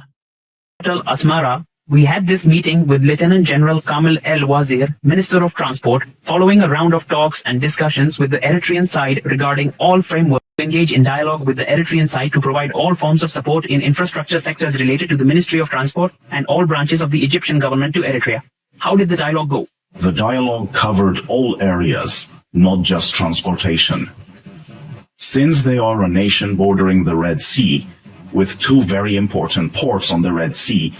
we had to focus on transportation in general, starting with maritime transport, which we signed today with my colleague. I signed with my colleague, the Eritrean Minister of Transport, Communications and Telecommunications, a maritime transport agreement between the two countries. እንታይ እዮም ዝብሉ ዘለው እቲ ሚኒስትሪ ትራንስፖርት ናይ ግብፂ ኣብ ዝገበሮ ኢንተርቪው እዩ ኤርትራ እዚኣ ኣገዳሲት ሃገር ምዃናን ኤርትራ ድማ ሰፊሕ ገማግም ባሕሪ ዘለዋን ወደባት ዘለዋን ስለ ዝኾነት ሓደ ካብቲ ምሳና ድማ ብባሕሪ ስለ ንራኸብ ናይ ባሕሪ ትራንስፖርት ቀዳምነት ክወሃቦ ዘለዎ እዩ ስለዚ ምስ ናይ ኤርትራ ሚኒስትሪ ትራንስፖርትን ምስ መዘናይ ሚኒስትር ናይ ኤርትራ ነቲ ውዕል ፈሪምና ኣለና ነቲ ስራሕ ድማ ጀሚርና ኣለና ይብሉ ክልተ ሰለስተ ክሊፕስ ከሪአኩም ኣብዚ ክንምንታይ ግብፂ ነዚ ኩነታት እዚ ድሒሮም ከም ዝኣትውዎ ዘለውን ክንምንታይ ግዜ ከም ዝኸሰርና እናበሉ እዮም ዝዛረቡ ካባና ንላዕሊ ማለት እዩ ከስማዓኩም እየ ድማ Of course, when we talk about maritime transport, it will not be isolated from the rest of the sectors. Maritime transport means a port, and a port means there must be a fleet. First, there must be a fleet to transport goods, there must be imports and exports, and there must be logistics to reach the port. Then, from the port to reach Asmara, the capital, there must be a land route, at least an expressway, if not a highway, and there must be a railway. Eritrea is one of the promising African countries that has very significant investment opportunities for Egyptian-Eritrean cooperation. We are saying we are not coming to Eritrea just to transfer.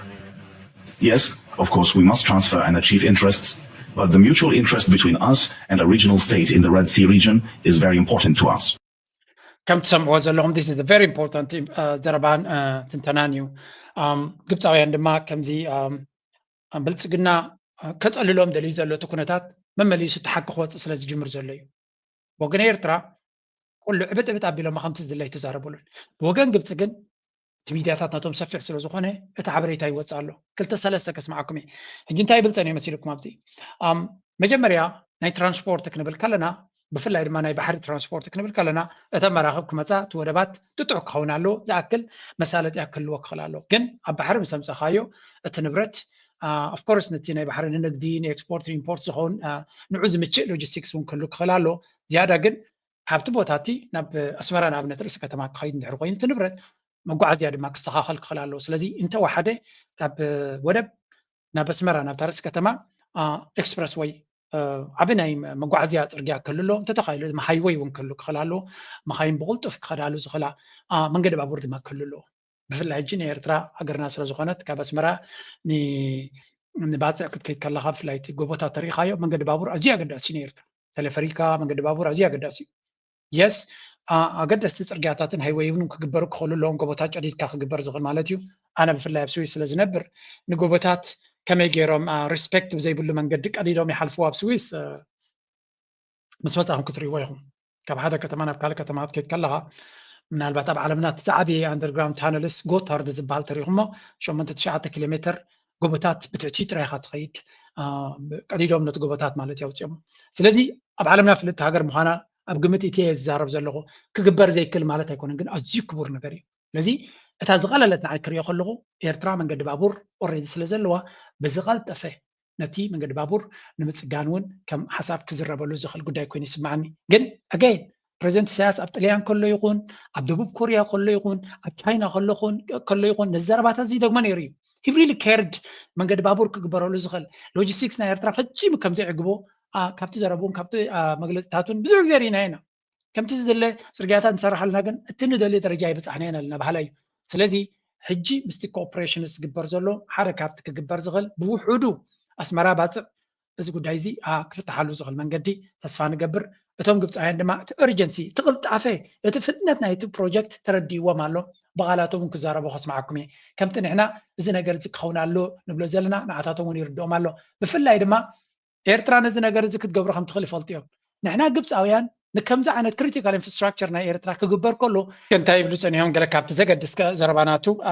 ግብፂ ብዙሕ ተመክሮን ዓቕምን ዘለዋ ሃገር እያ ብዙሕ ነገር ክትገብር ትኽእል እያ ዓበይቲ ካምፓኒታት ዘለዋ እያ ስለዚ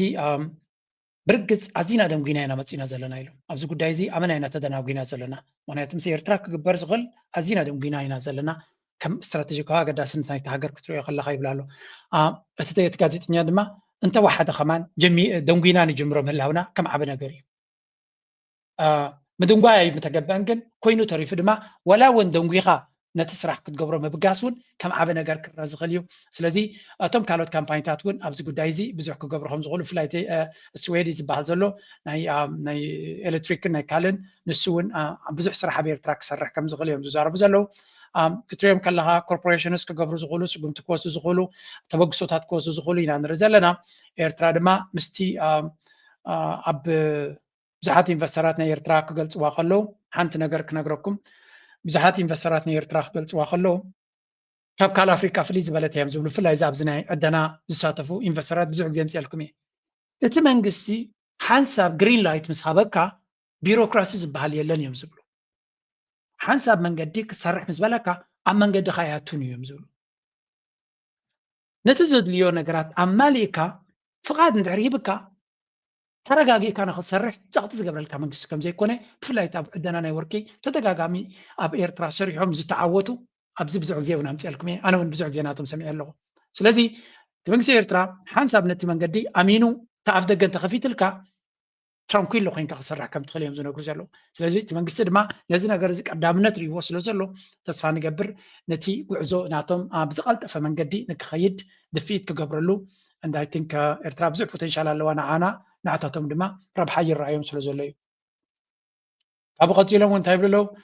can offer this country እንታይ ክትገብሩላ ትኽእሉ ነዛ ሃገር ንዝብል ክምልስ ከሎ ድማ today very important and the concerns of the Egyptian president ኣብ ብዙሕ ነገር ክመልሳያ ነዚኣ እንታይ እዮም ዝብሉ ዘሎ መሲልኩም ብዓብዩ ናይቲ ናይ መንከረየኩም እዩ ደስ ብለኒ ናይዚ ሚኒስትር ጉዳያት ወፃኢ ናቶም ዝበሎ እንተሰሚዕኩማ እንታይ እቲ ዕላማ ናይዚ መገሻ ተባሂሉ ኣብ ዝተሓተተሉ እቲ ናይቶም ኢንቨስተራት ንውሕ ዝበለ ስለ ዝኾነ ኣብ ካልእ ግዜ ተርጊምና ክነምፃልኩም ክንፍትን ኢና ኣብዚ እንታይ ብሎ ፈርስት ክምልስ ከሎ we view Eritrea as a fundamental pillar of stability in this troubled region, the Horn of Africa. We admire President Isaias's wisdom in managing relations with high degree of tact, balance, and de-escalation. Second, there is a shared vision between the two presidents regarding managing relations in the Red Sea and the Horn of Africa. Badr Abdelati حركاتهم أزيون بقعات دبلومات سمخانو زنقري. إيرترا أبزو بازي مسرت نايت رقعتن سلاما إيرترا. Now, this is very important. أزي ناي جبسي فورين مينستر بزعبة إيرترا كم نقبل تجد زجاجدو مخنيات يبلو. ترجم لهم زي إيرترا سبوا شركنا تعلمي. جن كابتي بس يحمزلو conviction. كابتي بس يحمزلو كابتي كل زراعيون سمعون بس يحمزلو مدام لم تبزع بإيرترا. إيرترا زي شمان بزي جبرتهم زي وعلتهم. بزح تسأل ما بالعليا كم زنا برومن جبسي يكون كارلت حاجة تدمنا إيرترا. تذكر لأني مثلي أيفلتوني ويون بوحد إيرترا أبز حلفك أبز حلفة حمشة شدش عمتها تريو زلا تكبرات نبي حق سلام رجعتنا بزوبا تذكر لأني علامة مركز زلوا إيرترا سلزي إيرترا زلوا مركزي أبزي شجر ودي قوة زلوا أب حركات يزلوا زوبا كل جزء ما شجر دي في الليو زوبا إيرترا أزيا قداسيتها بفلا يدما ناي بريزنت سياس لبونا كمون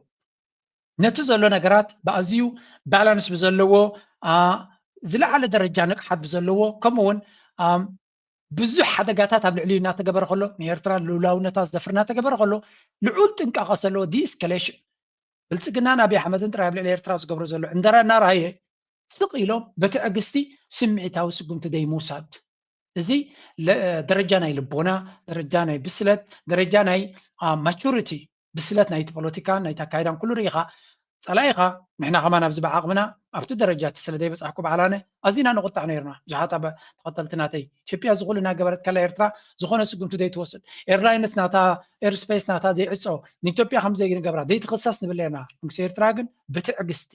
እዚ ትዕግስቲ እዚ ብካልኦት ክረአ ከሎ እሙኻቲ መረዳእታ ናይቲ መንግስቲ ኤርትራ ክትሪኦ ከለኻ ኣብይ ኣሕመድ ምስ መን ተሻሪኹ እንታይ ዓይነት ሕቡእ ኣጀንዳ ከም ዘለዎ ናብ ኤርትራ እናፈለጡ ከለዉ ብትዕግስቲ ብታሕቲ ታሕቲ ኣንደር ራዳር ጫውጫው ከይፈጠሩ ነቲ ኤስካሌሽን ነቲ ነገር ናብ ዘይድሊ ናህሪ ከይከደ ከሎ ብታሕቲ ታሕቲ ንስዑድያ ከመይ ገይሮም መስመራት ሒዞማ ንግብፂ ከመይ ገይሮም ነታ ኩዕሶ ረኪቦማ ንሳቶም ድማ ኣብ ዓዶም ኮፍ ኢሎም ከሎ ንሱዳን ይኹን ንካልእ ክሳዕ ክንደይ ብስቕታን ብሰላሕታን ነቲ ኩነታት ኣብ መስመር ይእትዎ ከም ዘለዉ እዮም ብኣንክሮም ብምግራም ዝገልፁ ዘለዉ ስለዚ ፕሬዚደንት ናይ ግብፂ ናይ ብሓቂ በቲ ናይ ኣካይዳን ኣረዳድኣን ናይ ፕሬዚደንት ኢሳያስ ኣዝዩ ተገሪሙ ከም ዘሎን ተመሳሳሊ ድማ ከምዚ ዓይነት ምግራም ካብ መሓመድ ቢን ሰልማን ናይ ስዑድያ እውን ሰሚዕናን ርኢናን ኣለና ስለዚ ብማዕዶ ክሪኡ ከለዉ ናይ ኤርትራ ፕሬዚደንት ከምዚ ክብሉ ክእሉ እዮም ቀሪቦም ምስ ክዘራርቡ ከለውን ብፍላይ ግዜ ወሲዶም ምስ ክዕልሉ ከለዉ ኣብቲ ንሳቶም ዝደልይዎ ዘለዉ ኣብቲ ዞባ ጥራይ ዘይኮነስ ወላ ውሽጣዊ ጉዳያት ናቶምን ፀላእቶም ክሳዕ ክንደይ ዝተጠናነገ ስትራቴጂ ክህልዎም ከም ዝኽእል ብዙሕ ግዜ ምስ ፕሬዚደንት ኢሳያስ ክቐርቡ ከለዉ ተመሳሳሊ መደምደምታ ሰሜና ኢና ቅድሚ ሕጂ እውን So at the end of the day, reality to kunatat ኤርትራ ክሳዕ ክንደይ ተረዲኣቶ ምናልባት ፀገማታ ይሪእዋ ኣለዉ ሕፅረታታ ይሪእዋ ኣለዉ ግን ክንምንታይ ኣብ መሰረታዊ ነገር ድሕነታ ንምሕላው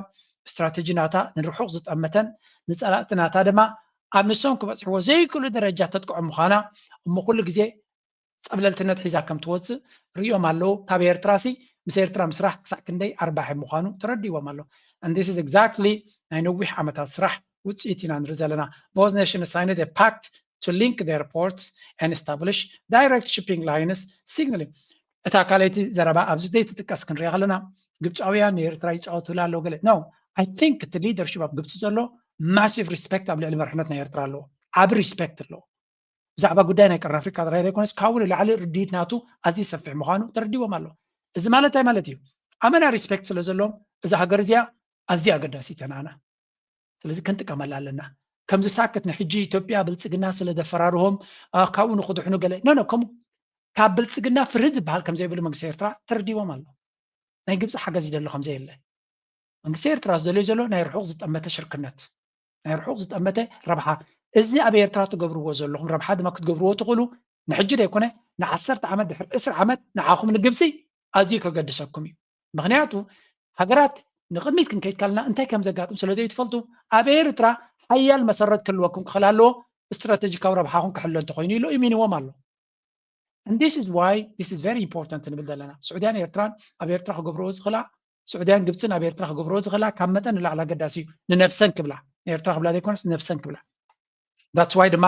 ነቲ ራእይ ነታ ኩዕሶ ከምዚ ጌርካ ቤላ ጌርካ እንተኮሊስካዮም ንነዊሕ ዝቕፅል ረብሓታት ምሳኻ ክሰርሑ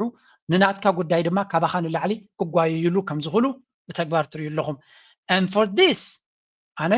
ቅድሚ ሕጂ ስለ ደበልኳ ክደግማ ጥራይ ዘሊ ተዘርባ መንግስቲ ኤርትራ ናይ ደቂ ሰባት ዕድመ ኩሉ ግዜ ደረት ኣለዎ ሓደ መዓልቲ ኩልና ክንሓልፍ ኢና ንኤርትራ ግን መርሕነት ናይ ኤርትራ በዚ መንገዲ እዚ ምስ ኣገደስቲ ሽርክነት ገይሩ ምስ ኣገደስቲ ሃገራት ስትራቴጂካዊ መሻርክትና ክኾነ ዝኽእላ ኢትዮጵያ ንኣብነት ስትራቴጂካዊት መሻርክቲ ይኮነት ናዓና ስለምንታይ ምክንያቱ ስትራቴጂካዊት ሓደጋ ስለ ዝኾነት እዚኣ ፈላሊኻ ምርኣይ ኣድላ እዩ ምስ ኢትዮጵያ ክንሰርሕ ንኽእል ኢና ግን ክትርስዖ ዘይብልካ ኢትዮጵያ ስትራቴጂካዊት ፍረት እያ ንኤርትራ ስትራቴጂካዊት ሓደጋ እያ ኣብ ሙሉእ ዓለም ንናፅነትን ልኡላውነትን ናይ ኤርትራ ሓደጋ ክትከውን ትኽእል ሓንቲ ሃገር ጥራይ ዘላ we know that ኢትዮጵያ እዩ ሕጂ ኢትዮጵያ መን ክቆፅሮ ይኽእል ካልእ ከም ድሌትካ ኢማራት ዲኻ ክትብሎ ኣሜሪካ ዲኻ ክትብሎ ራሽያ ዲኻ ክትብሎ ኤውሮጳ ዲኻ ካልኦት ፈረንሳይ ዲኻ ክትብሎ ብድሕሪት ምስ ኮይኖም ክመፁና ክእሉ እዮም ግን ኢትዮጵያ ክንዲ ዝፈተና እንተፈተና እያ ምስኦም ክንሰርሕ ንኽእል ኢና ግን ኣብ ርእስኻ ድማ እንታይ ክዝክር ኣለካ ስትራቴጂካዊት ሓደጋ እያ ግብፂ ግን ሓደጋ ኣይኮነት ናዓና ስትራቴጂካዊት መሻርክቲ እያ እዚ ነዚ ስትራቴጂካዊ ሽርክነት ክንምንታይ ዕምቋት ክትገብረሉ ትኽእል ክንምንታይ ክተስፍሖ ትኽእል ናይ ክልቴኻ ምርድዳ እዩ ዝውስኑ ኤርትራ ድማ ምስ ኣሜሪካ ዝነበረ ፀገም ኣጉዲላ ምስ ስዑድያን ምስ ግብፅን ድማ ስትራቴጂካዊ ዝምድናታትን ሽርክነታትን ተፈራሪማ ኣብ ተግባር እና ኣብ ዝግበረሉ ዘሎ መንግስቲ ኤርትራ ናብ ንኣሽቱ ወለዶ እውን ተተቐይሩ ኤርትራ ኣብ ውሑስ ቦታ ኣረኪቦማ ልኡላውነታ ንሕጂ ንሓዋሩ ከም ዝቕፅል ገይሮማ ይሰግሮ ከም ዘለዎ ጌርካ ኢኻ ክትርድኦ ዘለካ and for this ዓብ ሪስፔክት ክህልወና ኣለዎ ኣብቲ መርሕነት ምክንያቱ እዚኣ እንተገይሮም ሌጋሲ ናይዚ መርሕነት ናይ ሰውራዊ ወለዶ ናቱ ውርሻ ንኤርትራ ከምቲ ንሶም ዝተቃለሱላን ዝደኸሙላን ንውሉድ ወለዶ ክትቅፅል ፅቡቅ ዝኾነ እምነ መሰረት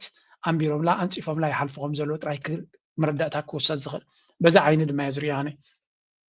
ኢኮኖሚክ ኤክስፓንሽን ላርጅ እንታይ ሒዝካ መፂኻ ንዝብል ድማ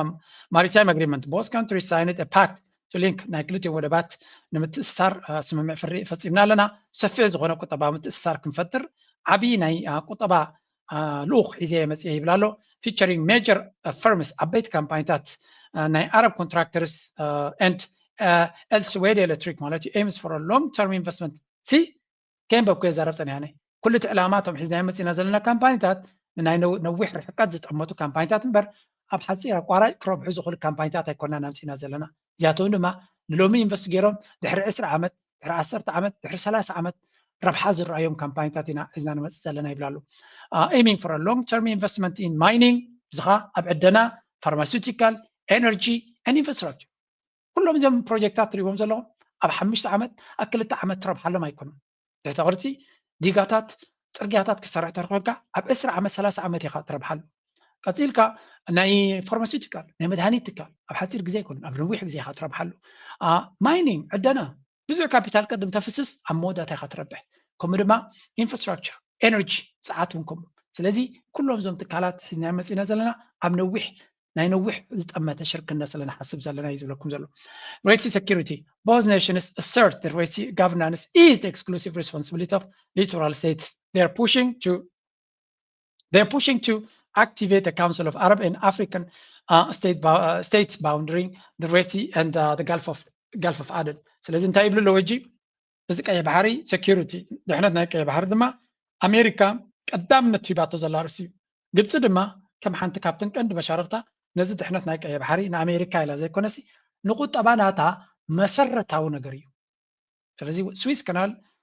ካብ 10 ክሳብ 20 ቢልዮን ዓመታታዊ ዝገብር እንተዘይሰርሑ ቁጠባ ናይ ግብፂ ቅልውላዋት ይወደሎ ብሰንኪ እዩ ስለዚ ድሕነት ናይ ቀይ ባህሪ ልዕሊ ማንም ዘገድሶ እንተሎ ሃገር ግብፂ እዩ ዳትስ ዋይ ድማ ኣብኡ ቀዳማይ ተራ ክፃወት እዩ ንሱ ድማ ነዘን ኣብ ቀይ ባህሪ ዘሎ ሃገራት ዝኣክል ድጋፍ ጌርካ መልሚልካ ጥሙር ዝኾነ ሓድነት ፈጢረን ንምሕደራን ፀጥታን ድሕነትን ናይ ዞባ ክንሰርሕ ኢና ኤውሮጳ ሕብረታ ገይርዎም ነይሩ ብዙሕ ቢልዮናት ገንዘብ ሂብዎም ኣሎ ንግብፂ ንምሕደራ ናይ ቀይ ባህሪ ብኡ ዝተመስረተ ግብፅን ስዑድያን ዝርከቦ ናይ ሓይሊ ባሕሪ ናይ ቀይ ባህሪ ናይ ምሕደራ ተበግሶውን ኣሎ ንሱ ክሰፍሕን ክዓብን ከም ዘለዎን ኤርትራ ድማ ሙሉእ ብምሉእ ኣካልናቱ ኮይና ሬድ ሲ ፎረም ናብዚ ዓበየ ኣላያንስ ሰጊሩ ንቀይ ባህሪ ድሕነቱ ንምሕላው ብሓደ ክሰርሓ ከም ዘለዋ እዩ ዝንገር ስለዚ ኤርትራን ኣሜሪካን ዝምድናን ይሓውሎ ክበሃል ከሎ ብዛዕበየ ስእሊ ክረአ ከሎ ካብኡ ዝመፅእ ምዃኑ እውን ኢና ንርኢ ዘለና ከምኡ ቀፂሎም እንታይ ይብሉ ኣለውዚ ሪጅናል ስታንስ ኣብ ቀርኒ ኣፍሪካ ክኾን ከሎ emphasize the escalation dialogue and economic development over military intervention ኣብ ማእከላይ ቀርኒ ኣፍሪካ ድማ ኩሉ ዓይነት ዕግርግር ገዲፍካ ናይ ዝርርብን ዘተን ከምኡ ድማ ቁጠባዊ ምትእስሳርን ሽርክነትን ወታደራዊ ምትእትታው ድማ ምውጋድ ሚሊታሪ ኢንተርቬንሽን ድማ ክውገድ ኣሎ ይብሉ ኣለዉ እዚ ማለት ድማ ኤርትራን ግብፅን ተመሳሳሊ ዕላማ ተመሳሳሊ መርገፂ ኣብ ግብፂ ኣለዎም ኣብ ሱዳን ኣለዎም ኣብ ሶማልያ ኣለዎም ኣብ ኩለን ሃገራት ኣለዎም ስለዚ ከም ኤርትራን ግብፅን ስትራቴጂካሊ ኮኔክት ዝኾነ ራእይናቶም ተመሳሳሊ ዳትስ ዋይ ወላቶም ጋዜጠኛታት ዓብዱልፈታሕ አልሲሲን ፕሬዚደንት ኢሳያስን ኣዝዩ ዝተገጣጠመ መረዳእታ ከም ዘለዎም እዮም ዝገልፁ እዞም ጋዜጠኛታት ናይ ግብፂ ሚድል ኢስት calls for peaceful diplomatic resolutions to conflicts between US, Israel and Iran. ነዚ እውን ንግረ መንገዶም ክጠቕስዎ ስለ ዘለዉ ኣብ ማእከላይ ምብራቅ እውን ሰላምን ርግኣትን ክህሉ ከም ዘለዎ ክጠቀስ ናይ ግድን እዩ So, President Isaias Afwerki has been officially invited to visit Egypt to continue high-level coordination aimed alongside celebrations of Eritrea's. President Isaias Afwerki has been officially invited to visit Egypt to continue high-level coordination timed alongside celebrations of Eritrea's 35th independence anniversary. እጅውን እንተኾነ ፕሬዚደንት ኢሳያስ ዓብይ ዕድመ ተገይሩሉ ናብ ግብፂ ክኸይድ ምዃኑ ምናልባት ምስ ድሕርና መዓልቲ ናፅነት ይገለመለ እዚ እውን ካልእ ክፋል ናይቲ ንብልፅግና ተስፋ ቆሪፆም ከም ዝንብርከኹ ዝገብር ተበጉሰ ኢና ንርኢ ዘለና well done the government of Eritrea መንግስቲ ኤርትራ ኣነ ካብዚ ንላዕሊ ከመስግኖ ኣይክእልኒ I'm sorry ማለት ኣብ ብዙሕ ኣጋጣሚ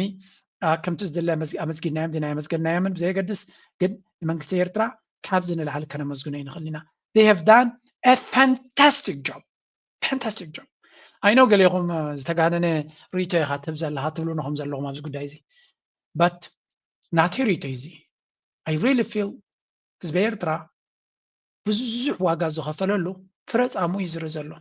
ገንዘብ ስለ ዝረኸበ ኣይኮነን ወይ እውን ጥልያን ግብፂ መፂኣን መፃኢና ኤርትራ ክትቅይሮ ኢና ንብል የለና እቲ ኩሉ ዝተመከተሉ ሽግርና ተሰጊሩ ማንም ሃገር ምሳና ክሰርሕ ማንም ሃገር ንዓባና ንኽበፅሕ መሻርክትና ንኸይከውን ተዓጊትና ዝነበርና ህዝብን ሃገርን ኢና ተጀምሎም ስለዚ እዚ ሓፁሩ እዚ እቲ ገዳ ናይ ስዊፍት ጥራይ ሓደ ክፋል ናቱ ጥራይ ኤርትራ ፓራያ ስቴት እያ ትበሃል ፓራያ ስቴት ማለት ማንም ሃገር ናብ ኤርትራ ከይገይሽ ምስ ኤርትራ ዝምድና ከይገብር ምስ ኤርትራ ኢንቨስትመንት ከይሓስብ እዚ ዘይዝረበሉ እገዳይ ነይሩ እዚ ድማ ይዝቕንጠጠልና ዘሎ ዛትስ ዋይ ድማ ብዙሓት ዲፕሎማት ናብ ኤርትራ ገጾም ዞኽዞኽ ዝብሉ ዘለዉ and this is ናይቲ ኩሉ ዝሓለፈ ከቢድ መኸተ ከቢድ ቃልሲ ከቢድ ፈተናን ሽግርን ተሰጊሩ እዩ ኣብዚ ተበፂሑ ዘሎ ስለዚ ግብፃውያን yes they're wealthy ንዓና ድማ ዘገድሱና እዮም ማንም ሰብ ኢንቨስት ክገብረልና ንደሊና እቶም ኣባና ዝገብሩ ግን ካባናን ላዕሊ ካብ ኢትዮጵያ ክረብሑ ዝደልዩ ይኮኑን ግብፂ ንኣብነት ዝገበሩ እንተገበሩ ኣብ ግብፂ ኣብ ኢትዮጵያ ክፍተው ይክእሉን እዮም they know that ኢትዮጵያ ኩሉ ግዜ ታሪኻዊ ፀላኢቶም እዮም ንዕኦም ስለዚ ኤርትራ ብግምጣል ናይ ኢትዮጵያ ስለ ዝርይዋ ንዓና ንሕና ዝያዳ ንግብፂ ክንፈትዎም ይደልዩ እዮም that's why ድማ እታ ዝበለፀት ቼስ ፀወታ ናይ ዳማ ዝፈልጥ ሰብ ዝፃወታ ፀወታ ኢና ንርኢ ዘለና ዌል ዳን ክብሎም ይደሊ ነቲ መርሕነት ናይ ኤርትራ እዚኣ ጥራይ ነዚኣ ቡ ገይሮም ድማ ምስ ኣሜሪካ ዝገበርዎ ኩነታት ሪኢኻ ናይ ብሓቂ ተዓግብ ጎኒ ጎኑ ካብ ናይ ኤርትራ ክብሎ ዝፀንሐ ናብ ኣሜሪካ ምስ ንሰግር ድማ ባድር ኣብደላቲ ብዛዕባ ኤርትራ ክብሎ ዝፀንሐን ብዛዕባ ዞባና ክብሎ ዝፀንሐን ሪኢኻ ምስ ኣሜሪካ ዝተራኸበሉ ብብዙሕ ነገር ተዛሪቦም መጀመርያ ብዛዕባ እቲ ማእከላዊ ምብራቅ ስለ ዘገድሶም ተዘራሪቦም ኣለዉ ንዓና ብዙሕ ዘገድሰና ይኮነ ኣብዚያ ሕጂ ካልይቲ ንግብፂ ዋተር ሴኪሪቲ ኢጅፕትያን ዳም ስለዚ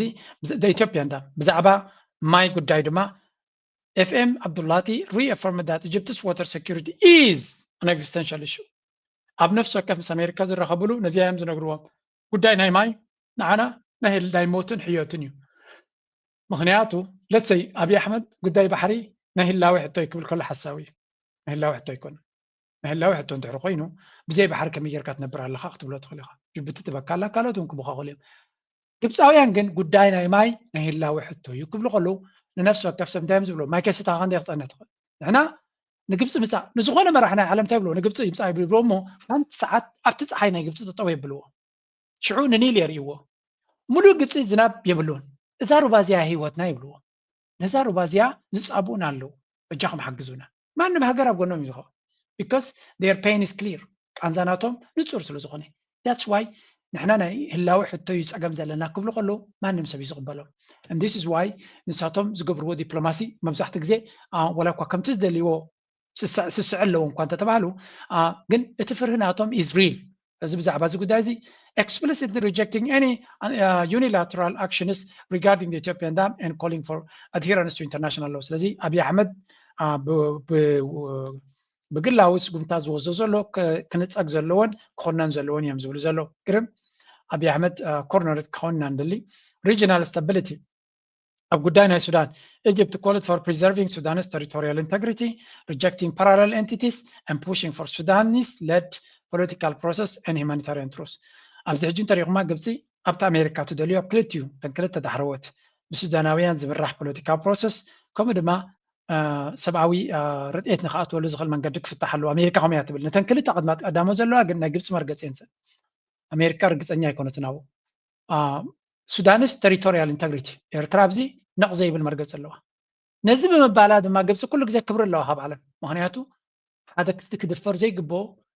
ግዛእታዊ ሓድነት ናይ ሃገራት እዩ ቻርተር ናይ ዩናይትድ ኔሽንስ ይኹን ሕብረት ኣፍሪካ ንዑ ቀዳማይ መትከልናት እዩ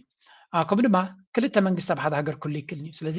እቲ ሕሜቲ ክፈጥሮ ዝደሊ ዘሎ መንግስቲ ቅቡል ኣይኮነን ኣብ ሱዳን ሓደ መንግስትን ሓደ ሰራዊትን እዩ ዘሎ እሱ ድማ እቲ ኣልቡርሃን ዝመርሑ ዘሎ እዮም ኢሎም እዮም ዝኣምኑ ኣብ ጉዳይ ናይ ሊብያ እንትኾነ እውን ከምኡ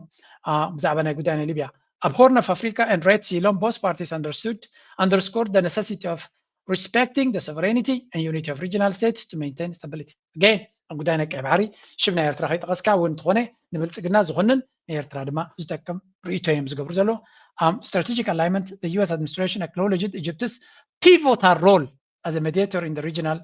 crisis and confirmed its commitment to deepening the bilateral strategic partnership መንግስት አሜሪካ ድማ ንናይ ግብፂ ኣበርክቶ ኖርማል ዘይኮነ ፒቮታል ወሳኒ ብዘይሱ ክኸውን ዘይክእል ማለት እዩ ፒቮታል ስቴት ይበሃል ማለት ፒቮታል ሮል ከም ዘለዋ ኣብ ጉዳይ ናይ ዞባዊ ሰላምን ርጋትን ስለዚ ምስ ኣሜሪካ ኣብ ግብፂ ዘለዋ መረዳእታ ዘለዋ ሽርክነትን ከተዕምቆን ብዝለዓለ ክሰርሖ ከም ዝኾነትን እዩ ዝንገር ዘሎ ስለዚ ምስ ኤርትራ ተራኺቡ ከይዱ ምስ ኣሜሪካ እንታይ ይብሉ ነይሮም ብልፅግና እስኪ ኣሜሪካ ከመይ ክትቁጣዓሎም እያ ምስ ኤርትራ ዝኩሉ ዲል ገይሮም ዘለው ብዘይ ፍቃድ ናቶም ገይሮም መገለ ይብሉ ነይሮም ናይ ኣሜሪካ ፍሉይ ልኡኽ ድማ እንታይ ይብላ ኣሎ ግብፂ ፒቮታል ስቴት ፒቮታል ሮል ንዓና ወሳኒ ዝኾነ ተራ ዘለዋ ሃገር እያ እዩ ዝብል ዘሎ ስለዚ I mean, if you listen to this, you must be, you become very, very satisfied. It's a case of Lukunatat, near tracks, I can day, Starmanager, Yagatum comes a lot. Ske, Abzidima, Nishtainusma, and Table Law. Gin Abza Wanzia, Nezugudizes the Fuzolo, Mayat Hanti Takandi, Eti Korona, Iran, Iran Zolo Kawabi. ناب بحري بفلايكا ناب دوبا قيح بحري نخيمة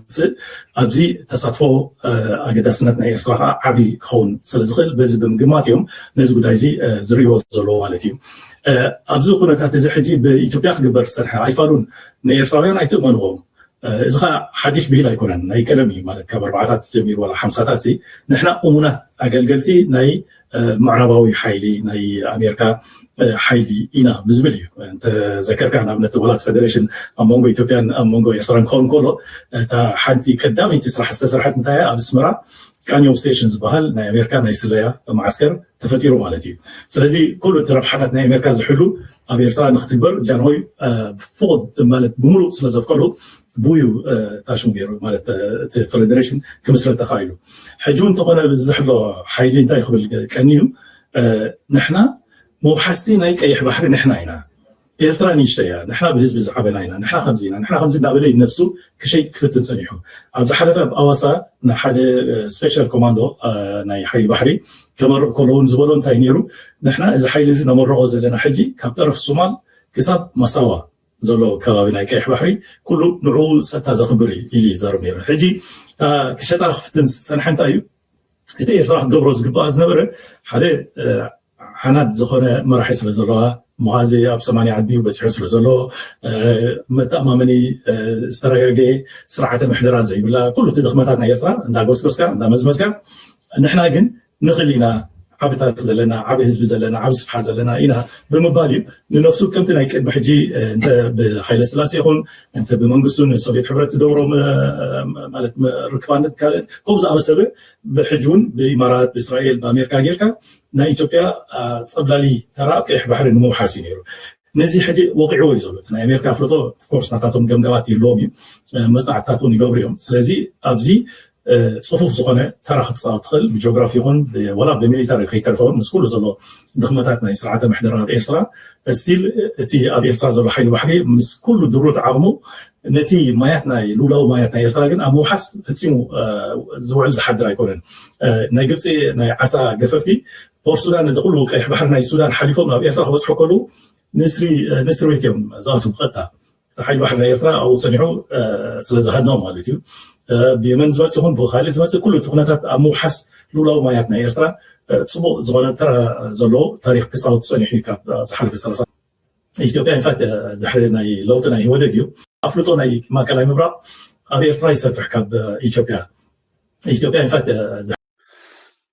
عبد الرحمن بهاشم بوليتيكا وتنتاني عبد الرحمن بهاشم صبو زغنا مرداتا هيبنا لبزعبا زقداي زي نغتل لأن كان بلتقلنا أنت يفتشون نيرو نالبات نحكنا نجزيهم صبينا قسم واسكه ፍጠር ግንኙነትን ማደስ ያስፈልጋል በሚል መርህ ጠቅላይ ሚኒስትር አብይ አህመድ ወደ አስመራ ያላኳቸው የኦህዴድ ከፍተኛ አመራሮች ሀገር ሽማግሌዎችና የሃይማኖት አባቶች ያለምንም ውጤት በመጡበት መንገድ እንዲመለሱ መደረጋቸውን የውስጥ ምንጮች ያደረሱን መረጃ ያመለክታል። በቀይ ባህር ላይ ያላት ፍላጎት በሁለቱ ሀገራት ጦርነት ምክንያት እንዳይደናቀፍ የሰጋቸው አሜሪካ በሀገራቱ ላይ የተጣሉ አንዳንድ ማዕቀቦችን በማንሳት ሁለቱ ጎረቤት ሀገራት እርስ በርስ ወደ ግጭት እንዳያመሩ ጠንከር ያለ መልእክት ማስተላለፍ كم تري وزلهم أبي أحمد شمقلنا كفتني له نسمرا زل آخر الأخ ترايدو تسافيو كم استمل سيهم زنقرو زلو متازمز أخو ما عزر بلو قمتل إلكم تملسو كم استبعلو يزنقر زلو so درجة شم consisting of senior OPDO leaders, religious figures, community elders sent by Prime Minister Abiy Ahmed to Asmara was sent back by Eritrean authorities without achieving any result. US diplomatic intervention. So concerned about its strategic interests in the Red Sea, the United States lifted certain sanctions and issued strong warning to both nations to prevent them from escalating into a direct military conflict. بحفشة ብልጽግና መራሕቲ ሃይማኖትን ዓበይቲ ዓድን ፖለቲከኛታትን ንፕሬዚደንት ኢሳያስ ክእምኑ ለይ ይኽእሉ እዮም ክልምኑ ለይ ይኽእሉ እዮም ዝበሎም ሰባት ሓደ ልኡኽ ናብ ኤርትራ ልኢኹ ከም ዝነበረ እዩ ዝንገር ዘሎ ኣይለኣኸን ክንብል ኣይንኽእልና ምክንያቱ ሰፊሕ ዝኾነ ፕሮፓጋንዳ ፈኒልና ስለ ዝቐነ ምናልባት ኣወል ስዒድ ኣብ ገለ ክፋል ነቲ ሓቂ የምፃልና ይኸውን እዩ ስለዚ መንግስቲ ኤርትራ ግን ኣይተቐበሎምን በታ ዝመፃኹማ ሸተት ኢልኩም ጥፊ ኢልዎም ኣሚን ክሳብ ሎሚ ኣብ ሃገራዊ ቴሌቪዥን ዝገብሮ ዘሎ ከይገደፈ ምስ ኤርትራ ክላገፅ ዝፍትን ዘሎ መራሒ እንዲና ንርኢ ዘለና ኤርትራ's stance on reconciliation while Eritrea seeks to avoid war, its leadership made it clear that it does not equate to restoring friendly diplomatic or political alignment with Prime Minister Abiy Ahmed's administration. Exactly. Perfect. Yes, መንግስቲ ኤርትራ ሰላምን ርጋትን ይደልሎ ኩናትን ወረ ኩናትን ንማካብቲ ዞባ ክጠፍ ይመርፅ ኣሎ እዚ ማለት ግን ምስ ኣቢ ፍቅርን ሰላምን ወይ ከዓ ዕርክነትን ምጅማር ማለት ኣይኮነን ተኸባቢርና ጥራይ ንኽድ ስለምንታይ እስኪ ከምኡ ይብል ኣሎ መንግስቲ ኤርትራ መጀመርያ ሰላም ከም ዝደሊ ምስ ኢትዮጵያ ፀገም የብሉን ንኢትዮጵያ ንብልፅግና መንግስቲ ኤርትራ ኣይኮነን ከውድቆ ዝደሊ ዘሎ ታይዳ ኣብ ውሽጢ ዓዱ ዘለው እዩ ኣቢ ድማ ምስ ኤርትራ ዝዕርቕ ዘሎ ምስ ኤርትራ ዕርቂ ወይ ከዓ ምስ ተሳኢሉ ነቶም ህወሓት ነቶም ፋኖ ተስፋ ክቆርፁ ክእሉ እዮም ካብ ዝብል መደምደምታ ዝተበገሰ ዳ እምበር መንግስቲ ኤርትራ ብፍሉይ ይሕግዞም ኣሎ ብሰንኮም እየ ዝሰዓር ዘለኹ ንኽብል ኢሉ ይኮነን ስለዚ ነታ ዝደልያ ዘሎ ምክንያት ካብኡ ንላዕሊ ከምብብዋ ስለ ዝኽእሉ ዘሎ ጎ ቱ ሄል ብምባል ከይድ ጉዳይ ካብ ባዕልካ ፍታሕ ተደሊኻ እንተ ኣነ ምሳኻ ኣብ ጣውላ ዝረኣየሉ ምክንያት የበለይን ብምባል መሊሶሞም ይብሉ ኣለዉ ማለት ብተግባር ነቲ ዘረባ እንተደይረኣናዮ ግን ብኢድ ኣዙር ግን ፅምዶ ኣብ ፖርት ሱዳን ዝተገበረ ህያው ኣብነት ኮይኑ ክቐርብ ይኽእል እዩ ሓንቲ ዘረባ ዘላ ኣብቲ ፅምዶ እዛ ዘረባ እዚኣ ብእሊት ናይ ኣምሓራ ትለዓል ኣላ እስከ ስምዕዋ ስልጣን እንደመጣ